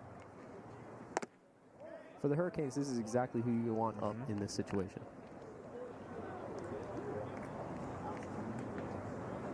Del Castillo is batting .382 with runners in scoring position. And it's 3-0. And you can see with first, I understand that you don't want to give up another base runner, but first base is unoccupied. You have a potential All-American at the plate. At the very least, you pitch around him. Don't give him anything too great to hit. Absolutely. You're not going to see him give something to Del Castillo that he can handle.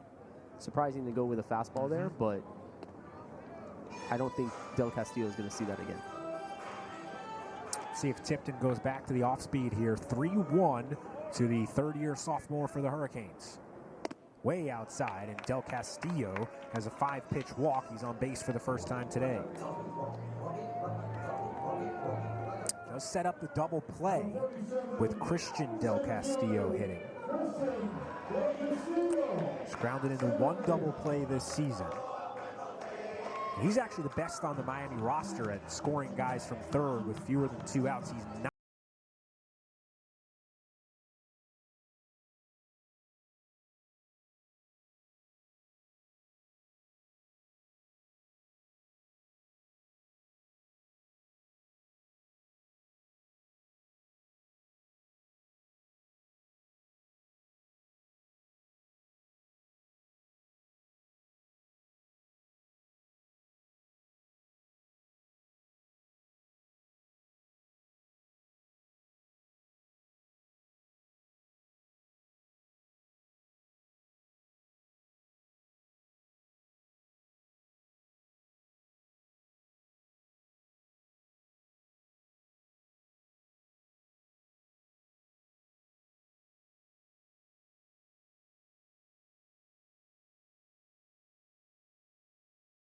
basically going back to the dugout, so I'm surprised to see him staying in there. It's certainly possible that they're just trying to buy a little bit more time.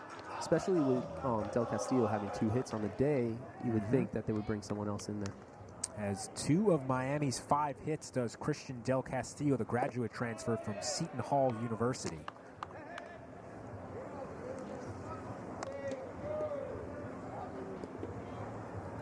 Christian got a degree in biochemistry from Seton Hall and is now in a biochemistry molecular biology master's degree program at Miami, playing alongside his brother.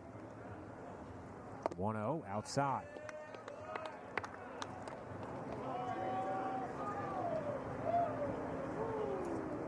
Christian is hitting an incredible .517 with runners on scoring position, with runners in scoring position. That's why he's got 25 RBI this year. Another reason I'm surprised they left Tipton in here. Maybe neither arm in the bullpen was ready. 2-0 to Christian Del Castillo is fouled away. Or Tipton's really good at negotiating himself staying in there. that could be possible as well. Sometimes it's a look in the guy's eyes that makes a coach understand that I'm going to keep this guy in there. 2-1. Ball is hooking, and it will go just foul. Christian Del Castillo was inches away from a ground rule double and another RBI. Take another look. Probably about a foot foul in the corner there. I was surprised the left fielder pulled up so early. It looked like it was going to be closer than it was. Brian Ellis out there in left. 2-2 now to Christian Del Castillo after he was ahead 2-0. And make it a strikeout. And that is huge for Tyler Tipton.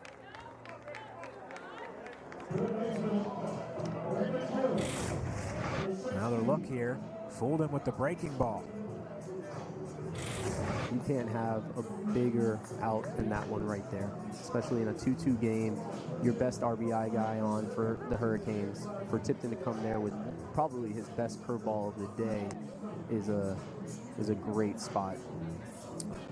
Well, Miami has had 3 of its top 4 RBI producers bat in succession with a runner on third and fewer than 2 outs, and none of them have managed to score Jordan Lala. Anthony Villar flew out to left. Adrian Del Castillo walked, and Christian Del Castillo struck out swinging. Adrian will hold at first after that ball in the dirt. It'll be up to Raymond Gill to drive in this run. When you've got a hot hitter in Gill coming off of the weekend with 3 home runs, another great guy to have up in this spot. It'll be interesting to see what can happen here. I'm sure he's not going to get a pitch that he can do anything with. 1-0 to Gill. Rip just foul down the third baseline. Well, both he and Christian Del Castillo have just missed extra bases. Yeah, and that's just the way the baseball game happens. Gill, a fourth-year junior out of Gulliver Prep, was a 37th round pick of the Oakland Athletics back in 2017.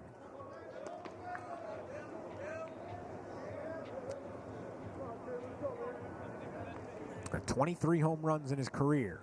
1-1, popped up on the infield. Kurzminski moving back, gets underneath it and makes the grab. What a job by Tyler Tipton. Miami gets the leadoff man, Jordan Lala, on third with nobody out, and Tipton doesn't allow a run. No runs, 1 hit, 2 errors, and 2 left on, 2-2 through 5. Daniel Fetterman onto the hill for the 6th inning for Miami. Before we get to the Hurricane captain, let's talk about Andrew Walters. 2 2/3, gave up 1 hit, 1 run. It was earned. It was a solo home run. It was the first earned run that Walters has allowed as a Hurricane. But Andrew, he was superb. 7 strikeouts, 39 pitches, 29 of them for strikes. What an outing from Andrew Walters. Yeah, you saw a guy, he came in, he struggled with that first walk, and then really settled into the situation. And, you know, when you have a guy that strikes out 7 guys, 3 of which are looking, you know he has his good stuff that day. His curveball started to get tighter. His fastball loosened up a little bit. You started to see some movement on it. That was a guy that, if you're looking from a coaching staff as someone that you're going to go with a hot hand and get some more innings in over the weekend. Faced 10 batters, struck out 7 of them, including 6 in a row. His ERA skyrockets all the way to 0.77. I think that's still pretty good. Yeah. You can work with that as a coaching staff. Daniel Fetterman is on to the bump for the Miami Hurricanes. Fetterman this year 2-4 with a 6.59 ERA. This is his 9th appearance of the year, the 4th out of the bullpen. He's worked 27 1/3 innings as his first pitch gets away from Perez, and it's really been the extra base hit that has just really hurt Fetterman this season. He's given up 14, including a team-high 7 home runs. The guy with Fetterman's stuff just needs to be down in the zone, and his problem all season has been that he's been up in the zone. And once he can figure that out, you'll start to see a guy limit those extra base hits, and you limit the runs. Fed has moved all over for Miami this season. He opened the year as the Friday night starter and really had a tremendous outing in Gainesville to begin the season against the top-ranked Gators. Then had a few tough starts, shifted into a Sunday role, and has started to work out of the bullpen of late. Guy who's had a superb career at Miami, 4th-year junior, 3.48 ERA, has served as the Hurricane closer at times. 2-1, and it's a leadoff single off the bat of Stephen Wilmer. It's actually just the 2nd time today that FGCU is the leadoff man on, and the first one via a base hit. And you can see it right there. When as a pitcher, if you can't keep the ball down, it doesn't matter how hard you throw. And a lot of the guys on the Miami staff right now are mid to upper 90s, but unless you can keep that ball down, hitters are going to come around on it. So the question then, Andrew, is what's the key to fixing that and keeping the ball down moving forward? It's a release point issue, and it's just consistently telling yourself to hold on to the ball a little bit longer, get out there a little bit more. Something that I used to use is putting your fingers in the glove. You got to find a way and what works for you to get your release point out closer to the plate and get the ball a little bit lower. Ken Kurzminski is the FGCU hitter. Showed bunt, pulled back. He's 0 for 2 today with a pair of strikeouts. but is the 5-hole hitter for the Eagles. See if Dave Tillett puts the bunt back on. He does. It's a good bunt to the right side. Only play is to first, and Terrell just barely gets it in time. He looked to second initially. It'll go down as a sacrifice bunt, but it was nearly a base hit. Looks like Terrell was saying, no one told me where to throw the ball. If you're charging in, you don't know where that runner is. Someone needs to tell you whether to go to first or second. And judging by his reaction, he pointed at his ear as if either no one told me or I didn't hear it. Yeah. I mean, bunt defense is one of the things you work on so much as a team. And the biggest part of it is communication. If you're not communicating, you're not telling someone. I mean, yes, you should have the foresight to know where the ball should be going in that situation, but you also need your teammates to be talking to you. Well, FGCU seems to have challenged this call, and I suspect that it will be overturned. Cam Kurzminski was pretty sure he was safe, and I think he's got good reason to believe that. Let's see what you think here, Andrew, but I think he's in before the ball hits the back of the glove. Remember, it's not in the glove, it has to hit the back of the glove. Yeah, I think actually it's not even in the glove when he crosses first base, looking at the replay that I'm seeing. And you're probably going to see first and second here with no outs. Yeah, I think he's safe. I mean, his first base umpire, Gabriel Colon, called him out. And I guess the only question is whether or not there's a definitive angle, but it sure looks like Kurzminski beat that out. That's why he's standing there at first base. And I know you're talking about the communication here. I mean, in a situation like this, Terrell, a veteran player, needs to know that if you don't have to play at second base, there's only one other place to go. Right. And he's got to turn a little quicker than that and get the ball over to first base and know. And Villar's there in time. It's just not thinking about what's going to happen beforehand, not understanding the defense and not understanding where you need to go with the ball. Well, slow-mo like that, it does look a little bit closer. Again, it needs to be definitive to be overturned. Good shot here from our great camera folks. But right there, there's a foot quite on the bag. Now it is. I don't think that ball is in the back of the glove yet. You can still see it. No, you can still see it there. Right. I think this is going to be overturned here. It's taking a while. The other thing is, with a great bunt like that, that's really only one place to go, and that's first base. Right. Well, certainly I agree with you that Terrell's initial reaction should be go to first, but I guess his thought is that if I don't hear anything, maybe it means there's a possible play at second. Yes and no. A lot of times, your go-to if you don't hear anything should be first base. Sure. The only time you're going to go to second base, or if there's a guy on first and second, you're going to go to third base, is if you're hearing your team say 2 or 3. Two or three, exactly. Totally makes sense. And I guess just a miscommunication there, whether that was Terrell maybe mishearing something or misunderstanding or whatever it might be. Yeah, it's a lot of things. Not understanding the speed of the player that's up to bat. A lot of things. Wow, that is awfully surprising. I mean, we had that shot again. That was tremendous camera work. It looked pretty clear that his foot was on the bag. We could see the ball, which means that it is not in the back of the glove. This shot again, if we could slow it down. You see ball about to come into the screen. There, his foot is close. Well, it looks like I'm 0 for 1 in my debut.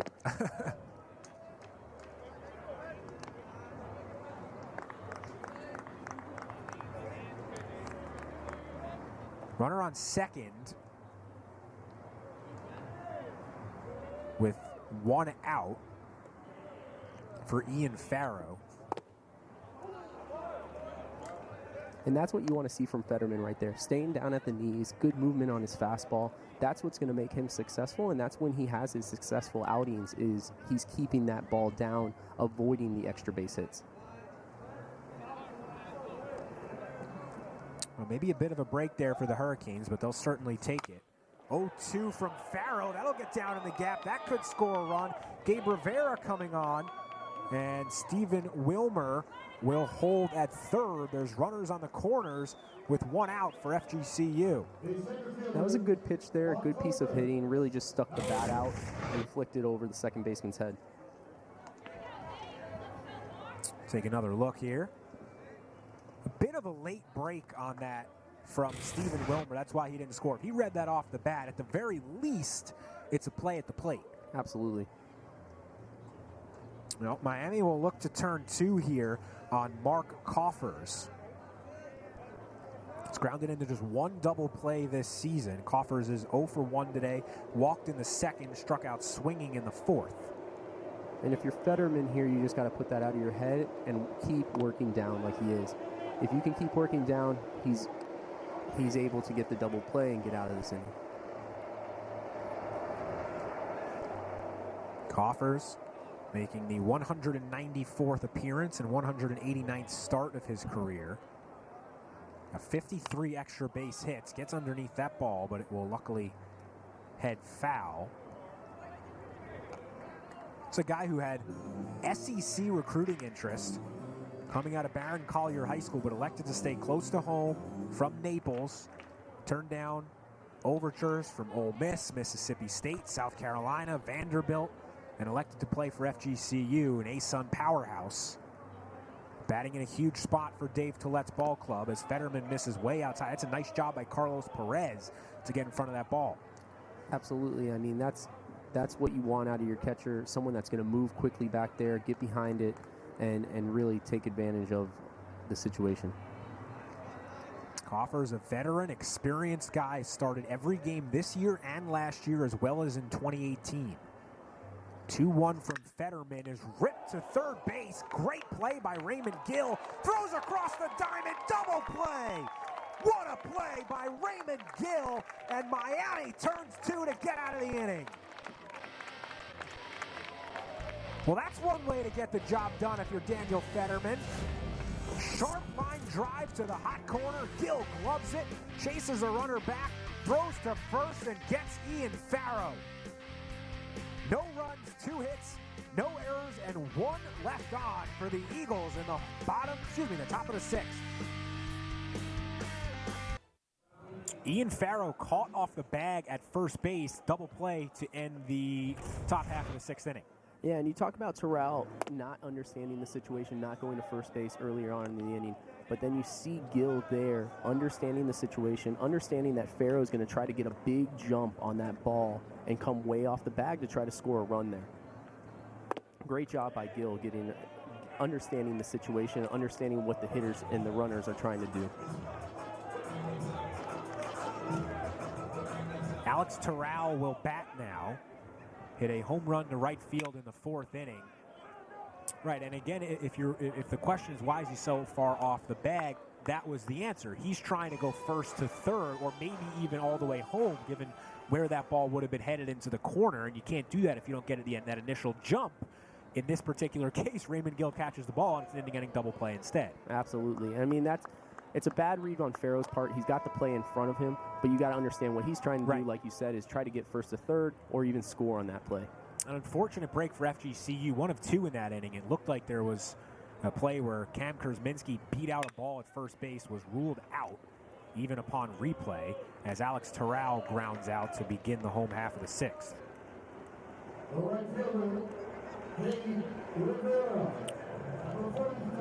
Meanwhile, how about Tyler Tipton, by the way, Andrew? This is a guy who, entering today, 9 appearances, 14 2/3, so effectively an inning and a half, give or take, per outing.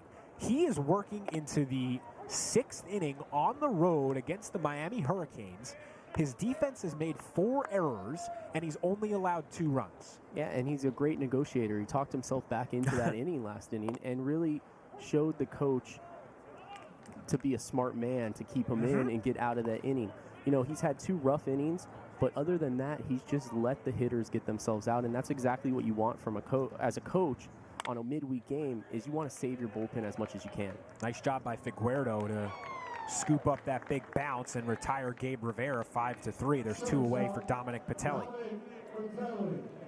Well, Tipton has been better than I think anyone could have possibly anticipated, and it's a credit to him. I mean, you trot a guy out there who's, you know, a middle reliever type, an effective one. He's had a very nice season, of course, entered with a 3.07 ERA, and he's just been sensational for FGCU in this ballgame. Yeah, he's done a great job of just limiting damage as much as he possibly can. Dominic Patelli will hit now. Other than the one home run by Terrell, there's really not been a hard hit ball all day. There's a leadoff shot in the fourth for Terrell. 0-1 to Patelli. Grounded to the right side, foul ball. 0-2. Next pitch will be 91 for Tyler Tipton. You do wonder, are you tempting fate at all by leaving him in? Not in this particular situation with Patelli and Perez up at the back of the Miami lineup, but do you let him potentially circle back to the top of the order for a fourth time? Yeah, I mean, in the game these days, you don't see many pitchers go over 100 pitches, period. Right. Especially a bullpen guy. So I'd say, yes, you are tempting fate anytime you trot him out there past the 70-pitch mark. Regardless of what your past experience is. Absolutely. But in this situation, he's about to give you 6 strong innings. I expect this to probably be his last inning just because he's getting close to that 100-pitch mark. But, I mean, you couldn't have asked for anything more from him on a midweek game. Yeah, he's been tremendous. 2-2 to Dominic Patelli. Well, if that's it for Tyler Tipton, what a night it is.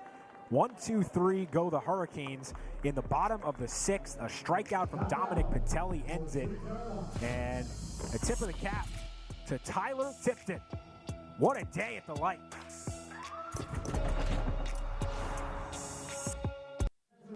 Headed into the 7th inning. It's been an excellent ball game between two Sunshine State foes. Yeah, absolutely. I mean, you've got Tyler Tipton who, I mean, it looks like he's staying in the game. I don't think he's coming out, which you got to go with a hot hand. But you've got two great teams battling in a midweek series. You've got FGCU that's really trying to make a name for themselves, a small conference in the A-Sun, versus, you know, an ACC powerhouse in Miami. So you've got two teams battling it out. Johnny Long will hit for FGCU.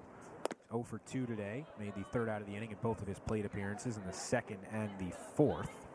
If you're Miami, you've got to be slightly disappointed, though, with 4 errors on the board for FGCU, and you only got 2 runs to show for it, and really only 1 hard-hit ball. But that's the credit to Tipton, that he's just been able to hold them down. 1-1 is fouled away down the first baseline. You see those 4 errors, and Miami just hasn't really been able to cash in. Anytime you can have the amount of errors as hits when you're FGCU and you still be in the game, you've got some good things going for you. Bouncer to the left side. Patelli comes on, throws high to first base, but Terrell gloves it in time. It's a nice job by the Miami infield. That's why you see big guys at first base. It's a good point. I did not think Dominic Patelli was going to be able to get that play made, but boy, I mean, he got a good beat on it. Knew he didn't have to barehand it, and Terrell used his size well. And that's why he's in there, his defense. I mean, like we've talked about, his hitting's just icing on the cake, but his defense is what keeps him in the lineup on a daily basis. Alejandro Figueiredo will bat for FGCU. Walked and scored the first FGCU run back in the third. It was actually on a wild pitch that he scored. Figueiredo out of West Oaks Academy, originally from Venezuela. Favorite hitters are Miguel Cabrera and Adrian Beltre. And Adrian Beltre, to me, Andrew, is the most underrated baseball player of his generation. I think people think about Adrian Beltre as, yeah, he was pretty good. Adrian Beltre was a star. If you look at his numbers, he is a clear-cut, no doubt, absolute lock Hall of Famer, and I don't think people think about him that way. No, and you look at the longevity that he did it for. I mean, he was doing it well into his later years and still being successful and still putting up the numbers that he had early on in his career. 2-2 to Figueiredo, catches the outside corner. Not that Miguel Cabrera is any slightly downturn from that. And if you want to have hitters that you look up to, I mean, those are two of the best that you possibly can. No doubt about it. Adrian Beltre, by the way, just to prove the point that I'm trying to make there, because I think there are probably people at home saying that that's not the case, as Figueiredo lines that into center field, and Christian Del Castillo lays out to make the grab and absolutely rob the third-year sophomore of extra bases. What a play. What a jump off of the bat for Christian. Someone that doesn't have tremendous speed, but just gets a great jump off the bat there. A few times this season we've seen Christian Del Castillo make plays like that. He's just been sensational in center field. Began the year in right and has shifted in the center and done a very nice job. Brian Ellis will hit now. He hit that solo home run in the 5th to tie the game. Just to finish up that thought on Adrian Beltre, as Fetterman gets a first pitch strike. For those who know what JAWS is, it's a stat kept by Baseball Reference, and effectively what it measures is your likelihood of being a Hall of Famer. It averages your career WAR with your WAR 7, which is the best 7 years of your career. So how good were you collectively, and how dominant were you at your best? According to that, Adrian Beltre is the 4th best third baseman in baseball history, behind only Mike Schmidt, Eddie Matthews, and Wade Boggs. Just ahead of guys like George Brett, Chipper Jones, Ron Santo, Brooks Robinson, Paul Molitor. All of those guys are Hall of Famers, and I just don't think people think about Adrian Beltre that way, and they should. He was a superstar. I'd have to agree with you. And if I didn't know any better, I would think you have Adrian Beltre tattooed on you somewhere. I don't. It's just, for whatever reason, he's someone who's always stood out to me as a guy who's underappreciated. You know, I've just always been wondered why that is, and he just had such a stellar career, and it shows that you see young guys coming up now that look up to a guy like Adrian Beltre. Absolutely. I mean, it's hard to argue with stats a lot of times, and when you bring up numbers like that and those third basemen that you talked about that are behind him, it's pretty much a lock. Anyway, off the Adrian Beltre train for now. We'll go back to the baseball game at hand. 2-2, top 7. It's been a great night, a great ball game. 1-2 is the count to Brian Ellis. Daniel Fetterman delivers. Pokes out the end of the bat, does Ellis, but Christian Del Castillo is there. It's a 1-2-3 inning highlighted by a diving grab from that man right there. It's time to stand and stretch at A-Rod Park. Middle of the 7th, Canes 2, Eagles 2. Tyler Tipton will head back to the bump for the 7th inning of work, and despite some defensive miscues around him, it has been an excellent outing for Tipton in his first start of the season. And to say we're surprised to see him out here in the 7th is just based on facts of a reliever coming into his first start and pitch count. But I mean, the reason he's still out here is because of the way he's been able to pitch today, and that's just letting hitters get themselves out. I've said it multiple times today. He's kept the ball down, which we talk about constantly from any type of pitcher, but he's just letting the hitters get themselves out and working quickly and working ahead of counts. And you see it here again, 2-2 counts. You know, other than those 2 rough innings where he started to fall behind people, he's really worked ahead of the count pretty much all day.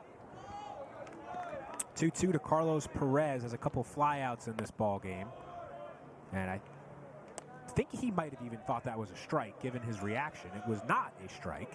Instead, the count runs full, and he might have swung at ball 4 there. Next pitch, Andrew, for Tyler Tipton will be his 100th of the evening. Again, this is a guy who averages about an inning and a half per appearance out of the bullpen. And that's an accomplishment in its own right to reach 100 pitches in this game of baseball these days. Is, you know, it's such a bullpen game that you don't see starters go that long anymore. But you got to go with the hot hand. Richie Garcia turns that ground ball into an out, and Tyler Tipton just continues to mow down these Hurricane hitters. That's 6 in a row he has retired. Jordan Lala has been one who's been a bit of a bugaboo for Tipton today. He is 2 for 3 with a pair of singles. Reached third base with nobody out in the 5th inning, and Miami couldn't score him. Gets a hold of that ball, but it's right to Stephen Wilmer for the 2nd out. And that's something you don't see from Lalo a lot of times, is a first pitch swing. Yeah. Guy who tends to work the count quite a bit, which leads to both walks on the positive end and strikeouts on the other end. And especially late in this game, that's what you want to see, is you want to start to work the count and see if you can get into the bullpen in a tight game like this. Anthony Villar 0 for 3 today.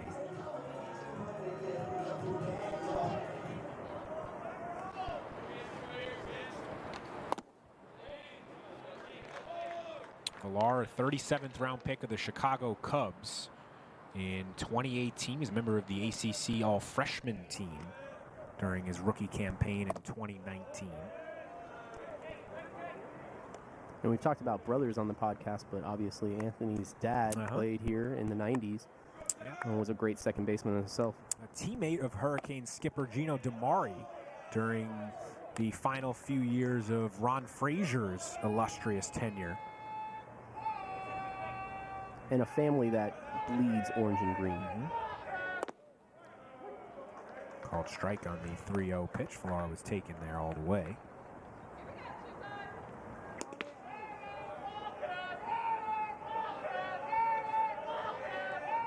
Delivery from Tipton. Grounded to the right side. Kurzminski can't make the play. This could be a base hit. Might have been a tough play. I would lean error, and it is an error, but I could see a home book potentially. I think if you're playing straight up, but with the game of baseball these days, you've got the shifts and everything like that. If you're playing straight up, that's an easy out. But, you know. Again, I do think it's an error, but oftentimes home books are a little bit more accommodating in certain situations. I actually like a home book that calls it right down the middle, and that was an error, and it should be called an error. Absolutely. And I just could have potentially seen it going the other way. That's all. Anyway, Anthony Villar reaches on an error for the second time today, and maybe that will do it. I'm afraid to call it. I don't want to say that Tipton's coming out here just because of what he's been able to do and how he's been able to talk himself to continue the game. It looks like actually the conversations with Kurzminski. It was Tipton kind of patted him on the chest, said, don't worry about it. I think he's checking his heart. Well, got a tough hitter coming up in Adrian Del Castillo, and that will do it. Tyler Tipton was just superb in his first start as a Division I baseball player, and he will remember this one for a long time. No matter what happens with that runner at first base, he will end with 2 earned runs in 6 2/3 innings of work on the road against the Miami Hurricanes. What a night. And if you're Dave Tollett right here, that's all you can ask for. I mean, I don't think you can, and especially with how the first inning went, I'm sure in his head he was a little fearful of what was going to happen this evening. But you can't ask for more from Tipton there. We'll take a quick break here. Joey Mugavero, the new pitcher for FGCU, tell you about him when we come back. Some well-deserved hugs in the dugout for Tyler Tipton, who turned in the best performance of his young FGCU career today. Yeah, I mean, you see it there, 106 pitches from a guy that's been in the bullpen pretty much his whole career. And even though the strikeout numbers aren't high, you see, and he gave up some hits. He gave up the one hard hit ball, but he worked himself out of jams. I mean, talking about working himself out of 4 errors, 5 hits, 2 walks, and only come out of there with 2 earned runs, you can't talk more about that. Incredible job by Tyler Tipton. He's replaced by Joey Mugavero, the 4th-year junior out of Estero, Florida, making his 7th appearance of the season. Had a little bit better numbers last year when he had a 3.31 ERA. He will face Adrian Del Castillo. At all surprised that FGCU didn't go to a lefty in this situation? Yeah, but, you know, this guy is a change-up pitcher, and, you know, what you're trying to do really is just get the ground ball and get out of the and get out of this inning. So I'm not completely surprised in that, but typically you would see a left-on-left matchup in this situation, especially in the 7th inning. A left-on-left matchup which warms your heart when you see one. I mean, this would be my time to shine if there was ever. I'd get maybe 3 pitches, and I'd go back to the dugout and shake everyone's hand. Or you'd go back to the dugout very quietly, I guess, on a rare situation. Yeah, we hope they were more rare. But that's how it goes for lefty relievers, right? You come in, you face a batter, you either get the job done or you don't. It's not like oftentimes you don't have a second opportunity. But anyway, FGCU went with the righty and Joey Mugavero. Yeah, I mean, as a lefty specialist, you prayed to face a righty. And if you could, you better get him out because that was your audition into facing righty hitters. To get a little more work, yeah, sure. 1-2 to Adrian Del Castillo, preseason first-team All-American. Another throw over to check on Villar. Really not much of a threat to run. No, he's only got 1 stolen base on the year. It's not something that you you would really worry about, and typically you would like your pitcher to just focus on the hitter here with 2 outs. He's got 4 steals in 105 games. 1-2 to Del Castillo. Inside, ripped foul, stays alive. Does the Miami sophomore slugger. You'd expect to see some more changeups here with 2 strikes. And what you want to see from Dell is just something to flip over the third baseman's head.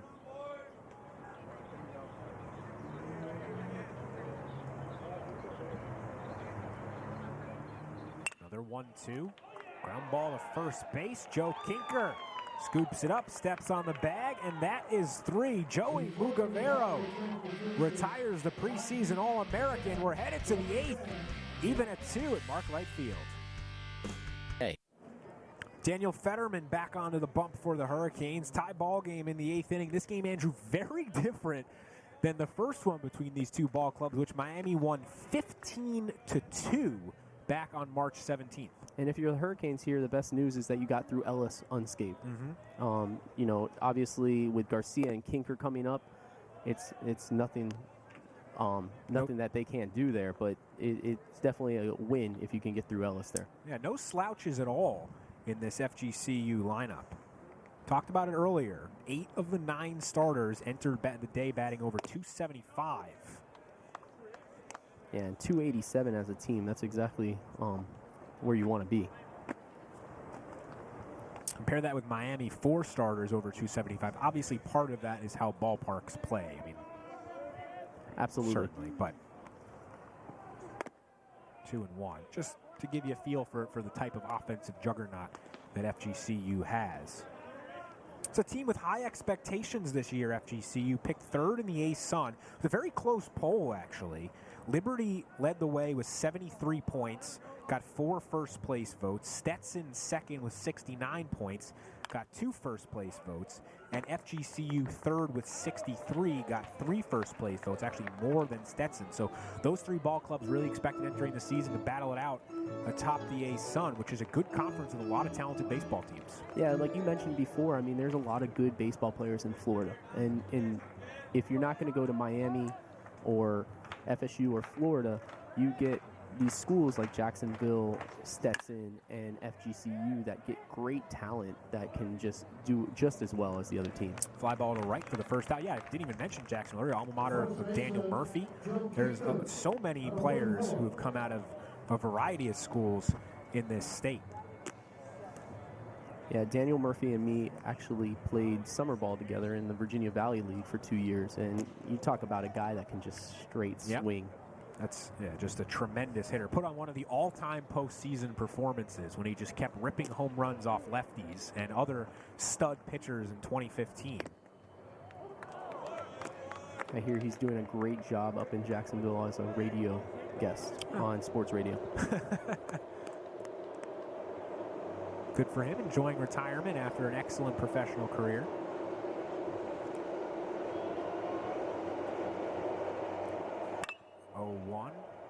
High fly ball, center field. Christian Del Castillo has it measured up and has it in his glove for the second out.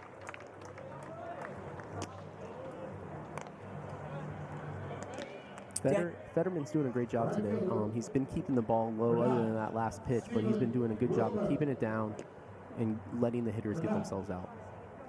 Yeah, Fetterman's worked 2 2/3, has only allowed 2 hits, no runs, hasn't walked anyone, hasn't struck anyone out either. But that's not necessarily the type of pitcher that he is anyway.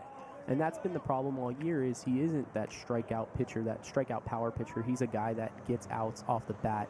And when you leave the ball up and you're having those struggles, you're going to start to see the struggles in the ERA.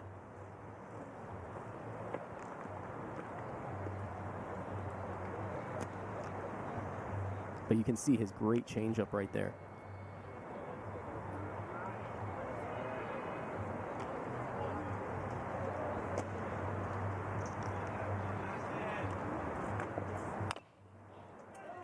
Fouled off his foot, it looked like. And the 0-2 to Stephen Wilmer. Singled, was stranded at 3rd in the 6th when Miami turned that double play to end the inning.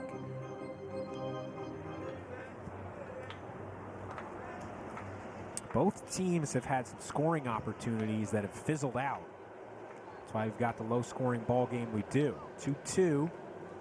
Top 8, 0-2 count to Stephen Wilmer. Ground ball to the second baseman, Anthony Villar, was shifted into the outfield. Tosses over to Alex Terrell, and it's a 1-2-3 inning for Daniel Fetterman, who's worked 3 scoreless for the Hurricanes. Middle of the Miami lineup, 2 up. When we come back on ACC Network Extra. Back onto the hill for FGCU is Joey Mugavero. We'll have a change at third base for the Eagles as Corey Clement is in at the hot corner, third-year sophomore out of Pembroke Pines, Florida.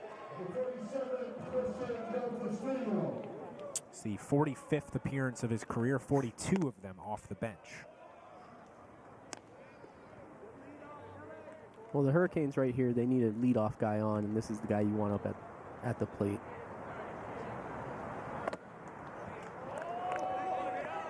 Christian Del Castillo hitting for Miami. He's been a gem of a find via the transfer market for Miami. Yeah, you hear about it in football a lot, in college football, the great finds that people are finding in the transfer portal. This is an exact replica in the baseball world. 2-1 to a man they call Deli. His brother already had Dell. He was a couple years ahead of him on that. He had to settle. Yeah. But yeah, he's been phenomenal for Miami, batting .358 this year. And sticks the bat out and knocks it into left field. Miami's got a leadoff base runner in the 8th. It is the 3rd hit of the day for Christian Del Castillo. And right there, you can see why he's leading the team in hitting. Joey threw a changeup to pitch before. Deli swung through it and made the adjustment in the at-bat and just flipped it over the third baseman's head and gets on base again. Christian Del Castillo has decent speed, 4 of 5 on the base paths this year. It is Raymond Gill, the Miami hitter, 0 for 3 today.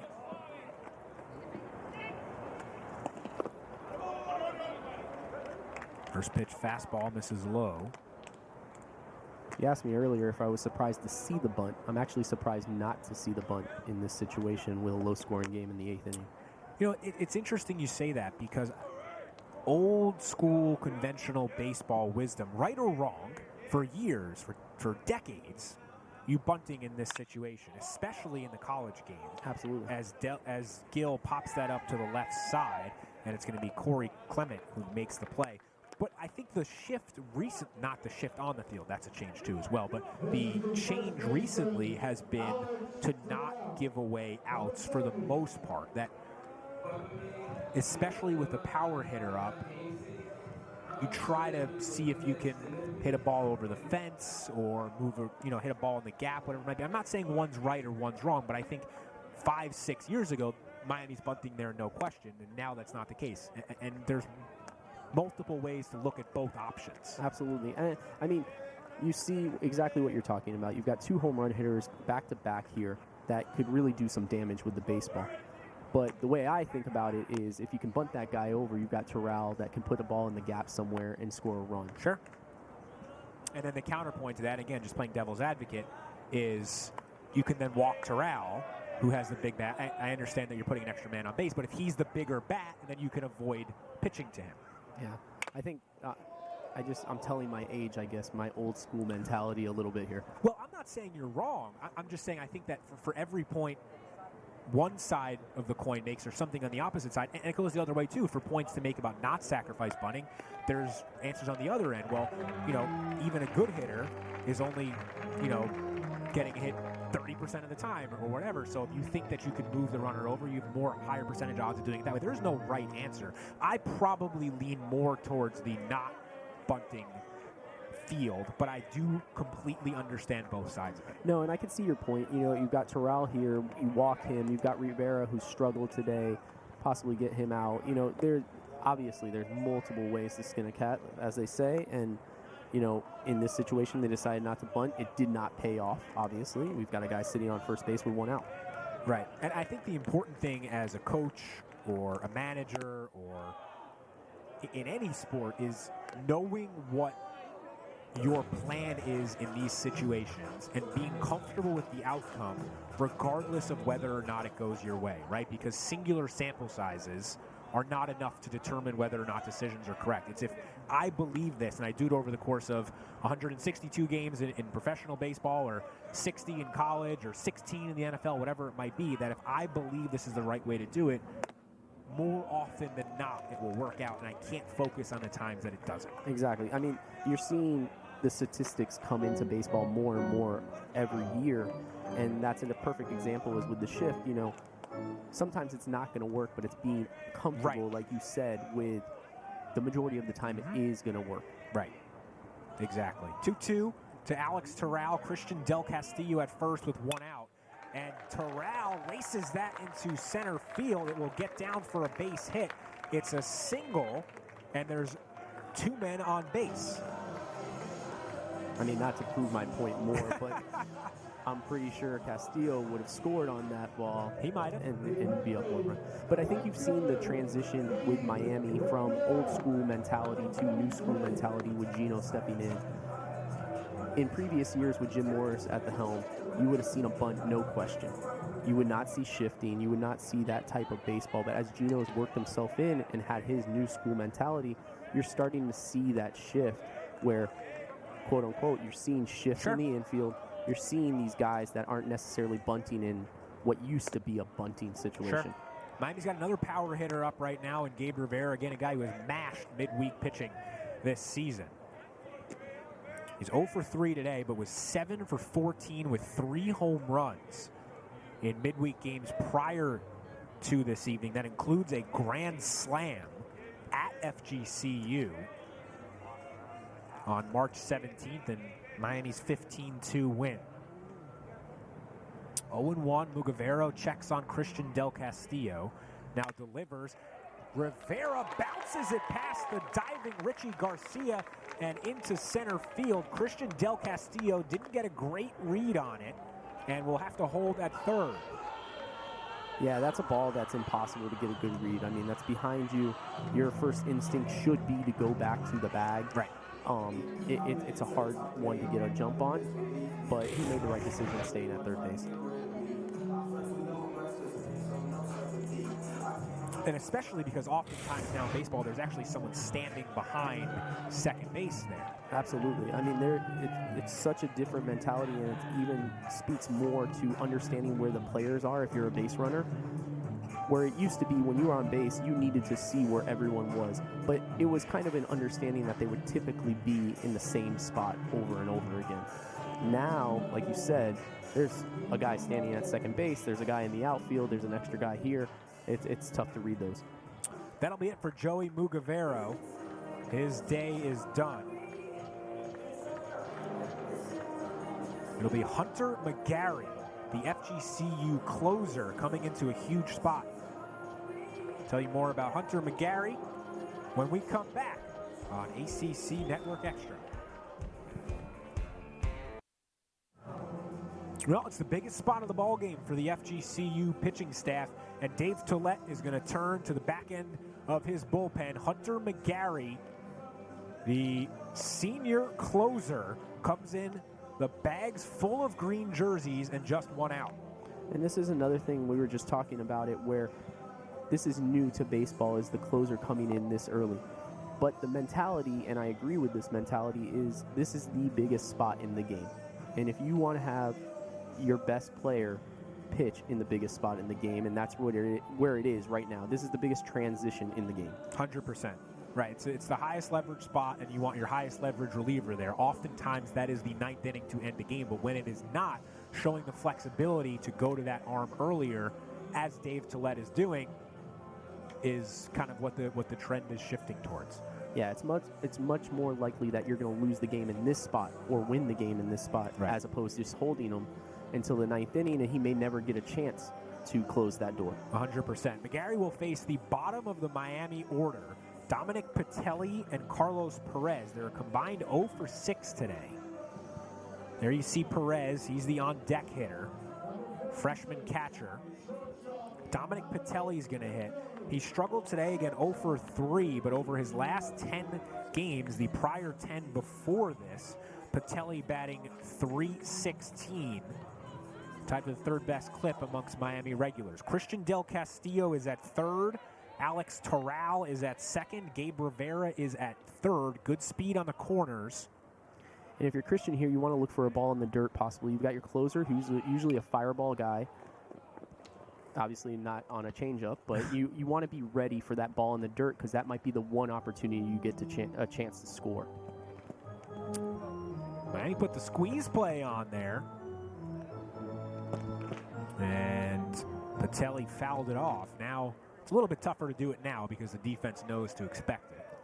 Yeah, and you can see that there because Miami's really struggled to move runners around today. And when you have that problem, you got to dig in the bag and look for something that could possibly score a run. Hurricanes are 3 for 15 today with runners on, and 2 of those hits are the last 2 batters. 0-1 to Patelli, ground ball right side. This could be 2. Kurzminski to Garcia over to Kinker. He's out. A double play for FGCU to get out of the inning. Looked like the shortstop pulled his foot way early at second base. I don't even know if they'll call that, but... Well, Miami, of course, is going to ask for this play to be reviewed. Kurzminski, Garcia, and Kinker, as of now, have teamed up for an inning-ending double play.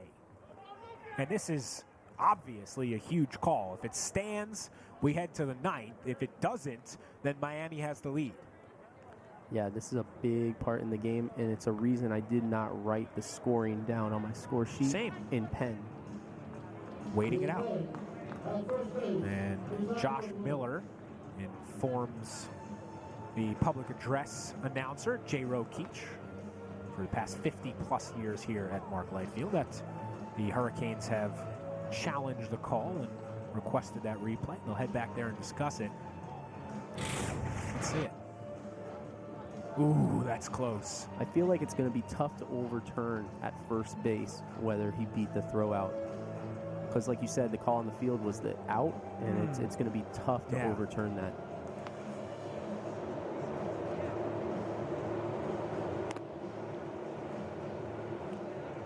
Also, I don't want to go 0 for 2 today and be wrong about both. Well, I'm with you. I think that probably stands. I think we'll go either. Let's see second base, because you mentioned you thought that his foot came off the bag early. Again, this used to be the neighborhood play, but now with replay, that looks like he should be safe at second base, right? Right, and that was the thing that stuck out to me more so. He was really trying to get through that bag as quickly as possible, knowing that Patelli was running. And, I mean, he's catching the ball way over on the second base side. Let's see that back foot. Is it still on the... it might be. Where does he make the grab? Oh, it's a great shot. I think he's off. I think he's off. I think he's off at second base. Whether they have the confidence to overturn the call, though. Right, again, it's very close.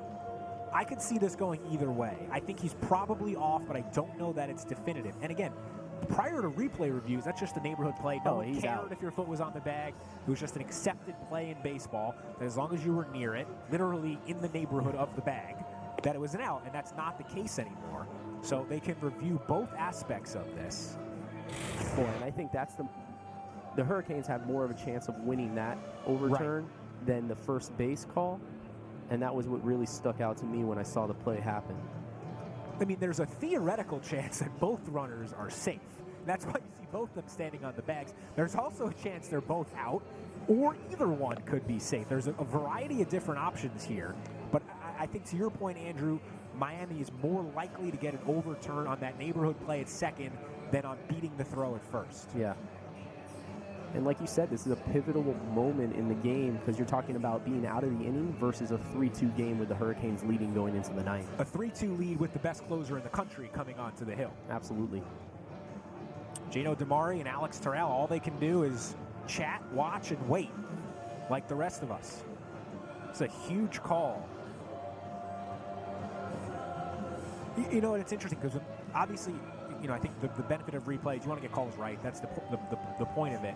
But it was not initially intended to overturn neighborhood plays or 2 inches offsides in soccer or plays like that where no one has really cared if they've been wrong at any point. It's an accepted part of the game. And I'm not saying necessarily that you shouldn't get it right, but it just wasn't the intent of the replay. But I guess if you're going to do it, you might as well get it right. Well, and that was the biggest argument about bringing replay into baseball was part of the game has always been the imperfections in an umpire. And I think that's with all sports. But you're starting to see that, yeah, I mean, now it's more so about this nitpicking of the neighborhood play and various other plays. I mean, originally I understood it being fair versus foul and having a replay for that because there were a lot of calls that a lot of games won and lost based on something like that. But now you're starting to see it get more prevalent in the game. Well, this has been a lengthy review as the umpires understand the gravity of the situation as well. So they want to make sure that they get the call right because either way, they're going to have an argument on their hands, I would think. Although I will say this, and I've said this many times before in different sports and different broadcasts, I'm generally of the opinion that there should be a time limit on replay reviews. And if a decision can't be made in probably, I would say, either 90 seconds or 2 minutes, it is inherently inconclusive. If you need 5 minutes to discuss something, it means that it's inconclusive. And that makes complete sense. And as a player, you're on the field just sitting there. And especially as a pitcher, you're sitting there getting cold. You're not doing anything. Where I'd rather there be a time limit. Even though, as a player, you want the call to be right a lot of the times, you also, to your point, want it to be quickly done. Right. Because it's a fact of life. It could be inconclusive. Right. And we'll leave it at that. Right. And that's not to say that these particular umpires should speed up. They don't have that rule. So they're going to take their time, try to determine it. I just think that, generally speaking, if it takes an extended period of time, it's inconclusive. Yeah, that makes a lot of sense. And I think it's the first time anyone's ever told me about anything I've said, so thank you. Oh, you're happy. I'm happy to help out here. Well, here we go. Here's the call. We'll probably get 2 calls here. Out at second. Okay. Out at first. Both plays stand, and FGCU gets a double play to get out of the inning. Hunter McGarry comes in and gets the job done. Daniel Fetterman will toe the rubber once again. It's been a stellar outing out of the bullpen for the Hurricane senior. On for his 4th inning of work. And he will face 5, 6, and 7 in the FGCU lineup. Ken Kurzminski up first.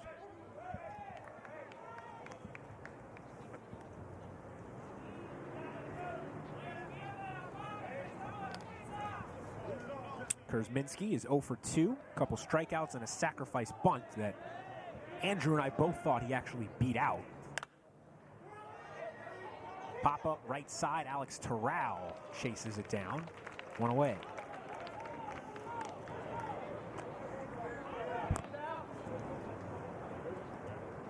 Fetterman's done a good job coming out of the bullpen here. Yep. And you're starting to see why he was so successful in the bullpen in the first place. Keeping the ball down, getting outs quickly. This is what you want out of someone in long relief, short relief, setup guy, closer. You want something to get outs quickly. He has retired 8 consecutive Eagles since the man at the plate right now, Ian Farrow, singled back in the 6th inning. That was FGCU's best chance to take the lead. Had runners on 1st and 3rd with 1 out. Mark Coffers drilled a ball to 3rd base. Raymond Gill gloved it and threw across the diamond to catch Ian Farrow off the bag. And Farrow would love to atone for that right here, and he does just that. Slaps a single out into right field, and FGCU is a 1-out base runner. And as I say how well Fetterman's been doing, he leaves a fastball up there, and Farrow does a good job of just hitting it the other way. 3rd time that Ian Farrow, the talented freshman from Merritt Island, has been on base today. A couple singles and a hit by pitch. He's been stranded on the base paths each of the prior 2 times. Now Mark Coffers will bat.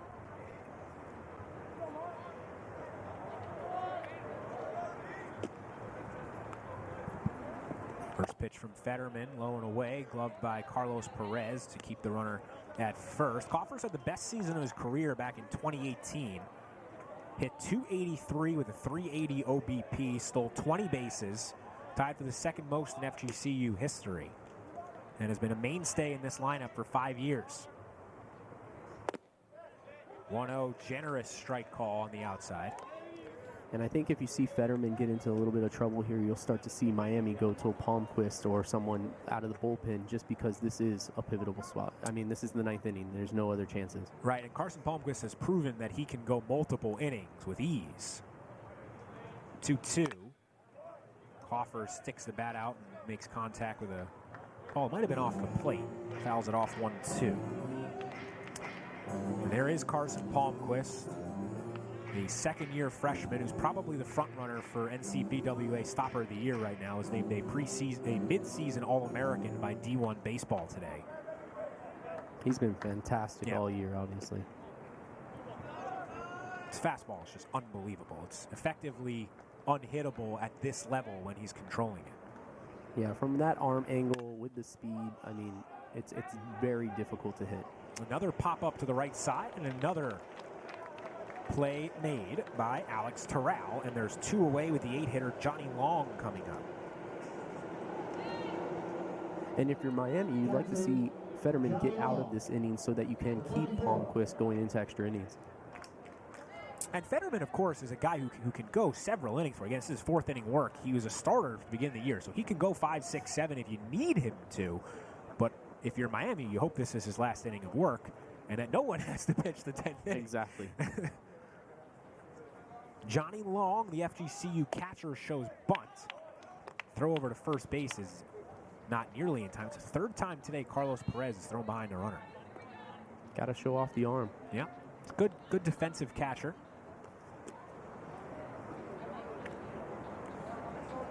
Top 200 recruit out of Florida Christian. Top 15 catcher in the country. Would expect that he will step into a much more significant role next season once Adrian Del Castillo is presumably off to pro ball. And that's the beauty of these midweek games, is giving guys like that an opportunity to get some starts under their belt, get ready for next year, and move into that starting role. 0-2 the count now to Johnny Long, and Daniel Fetterman is 1 pitch away from heading back to the dugout and hoping he can pick up a win in the bottom of the 9th.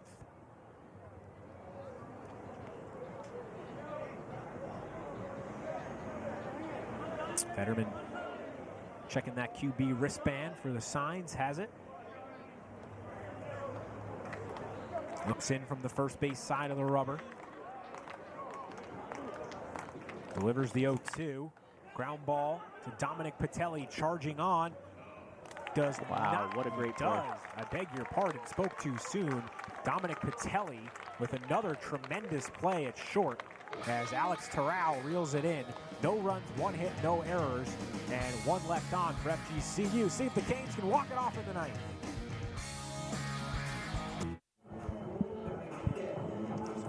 CJ Kafis will pinch hit for the Hurricanes. The freshman first baseman will come in for Carlos Perez. And this is a guy that can send the ball out of the ballpark pretty quickly. 2 home runs and 31 at-bats. Kafis, a big-time recruit for the Hurricanes out of Palm Beach Central High School. The number 70 recruit in the country, according to Perfect Game.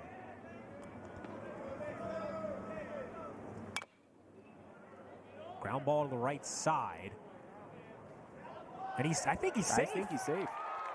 He is indeed. For whatever reason, Joe Kinker couldn't decide if he wanted to tag him or touch the base. He stuck his glove out. CJ Kafis snuck underneath it. And Miami has the leadoff. He's clearly safe. Didn't touch him. That's a great job by Kafis. I think that's a base hit, too. And it is officially ruled a base hit. I think you'll see a replay here, but I'm pretty sure that this is going to be a base hit. I don't know what the argument here is. I understand asking for a replay, of course, as you should if you're Dave Tillett, but if there's any other conversation that he seems to be having.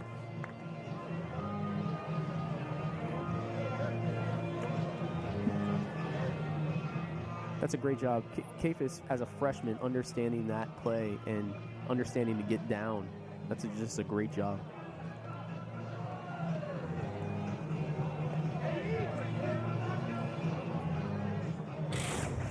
See it again.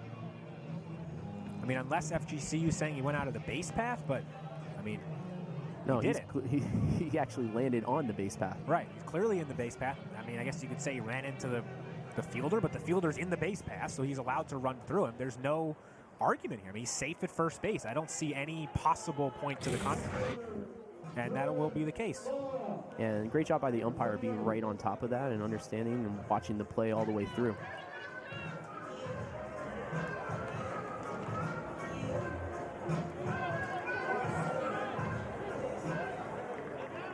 Well, I would think you would see a bunt in this situation. I would agree. Let's see if Miami does show bunt. I don't know that it's 100%. With Lala up there, I think it's 100%. And indeed, he does show bunt. I was thinking 98%, you know, something like that. Leave open the possibility of, you know, maybe show it and then slash one, try to get one down the line. You never know. That definitely is a possibility. Jordan Lala, who is 2 for 4 today with a couple singles, bats with the game-winning run on first base. CJ Kafis has some speed. Not necessarily a speed demon, but he can move a little bit on the base paths. In this situation, you just need someone that understands base running, especially with a bunt coming on.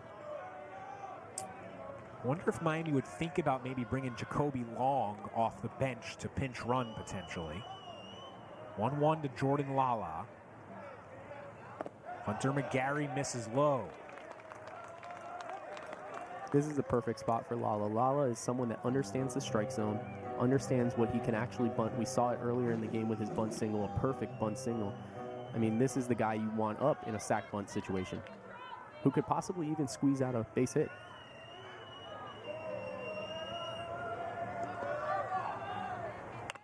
Bunts it nicely down the third baseline. Only play is to first, and Jordan Lala gets the job done. Sacrifice bunt moves CJ Kafis to second, and Miami has the game-winning run 180 feet away. If you're Miami here, these are the guys you want up. These are your RBI guys, the next 2, 3, 4 hitters. These are the guys you want up in this situation. Well, they had the opportunity again in the 5th. It was Jordan Lala at third with nobody out. Anthony Villar flew out to left. Adrian Del Castillo walked. Christian Del Castillo struck out. And Raymond Gill popped out to second base. So a couple of those guys got a chance to make good here in the 9th in an even bigger spot. Here is Anthony Villar. He's 0 for 4, but has reached twice on errors. Pitch from McGarry. Fastball misses low. And Villar's had success in this spot before. He's a guy that's won games for the Hurricanes. He's done well. And you want that veteran standout to be in this situation, understand that all he needs is to put the ball in the outfield. A gapper would certainly win it for the Canes. 1-0 to Villar. Breaking ball called strike on the outside corner. Again, CJ Kafis at second base. He reached on one of the weirdest infield singles you will ever see to lead off the first inning. It was a routine ground ball to first base. Joe Kinker neither tagged him nor stepped on the bag. Kafis slid underneath him and then was advanced to second on the sac bunt by Jordan Lala. Anthony Villar batting .284 this season.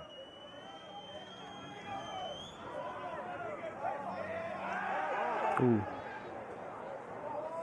McGarry looks Kafis back to second.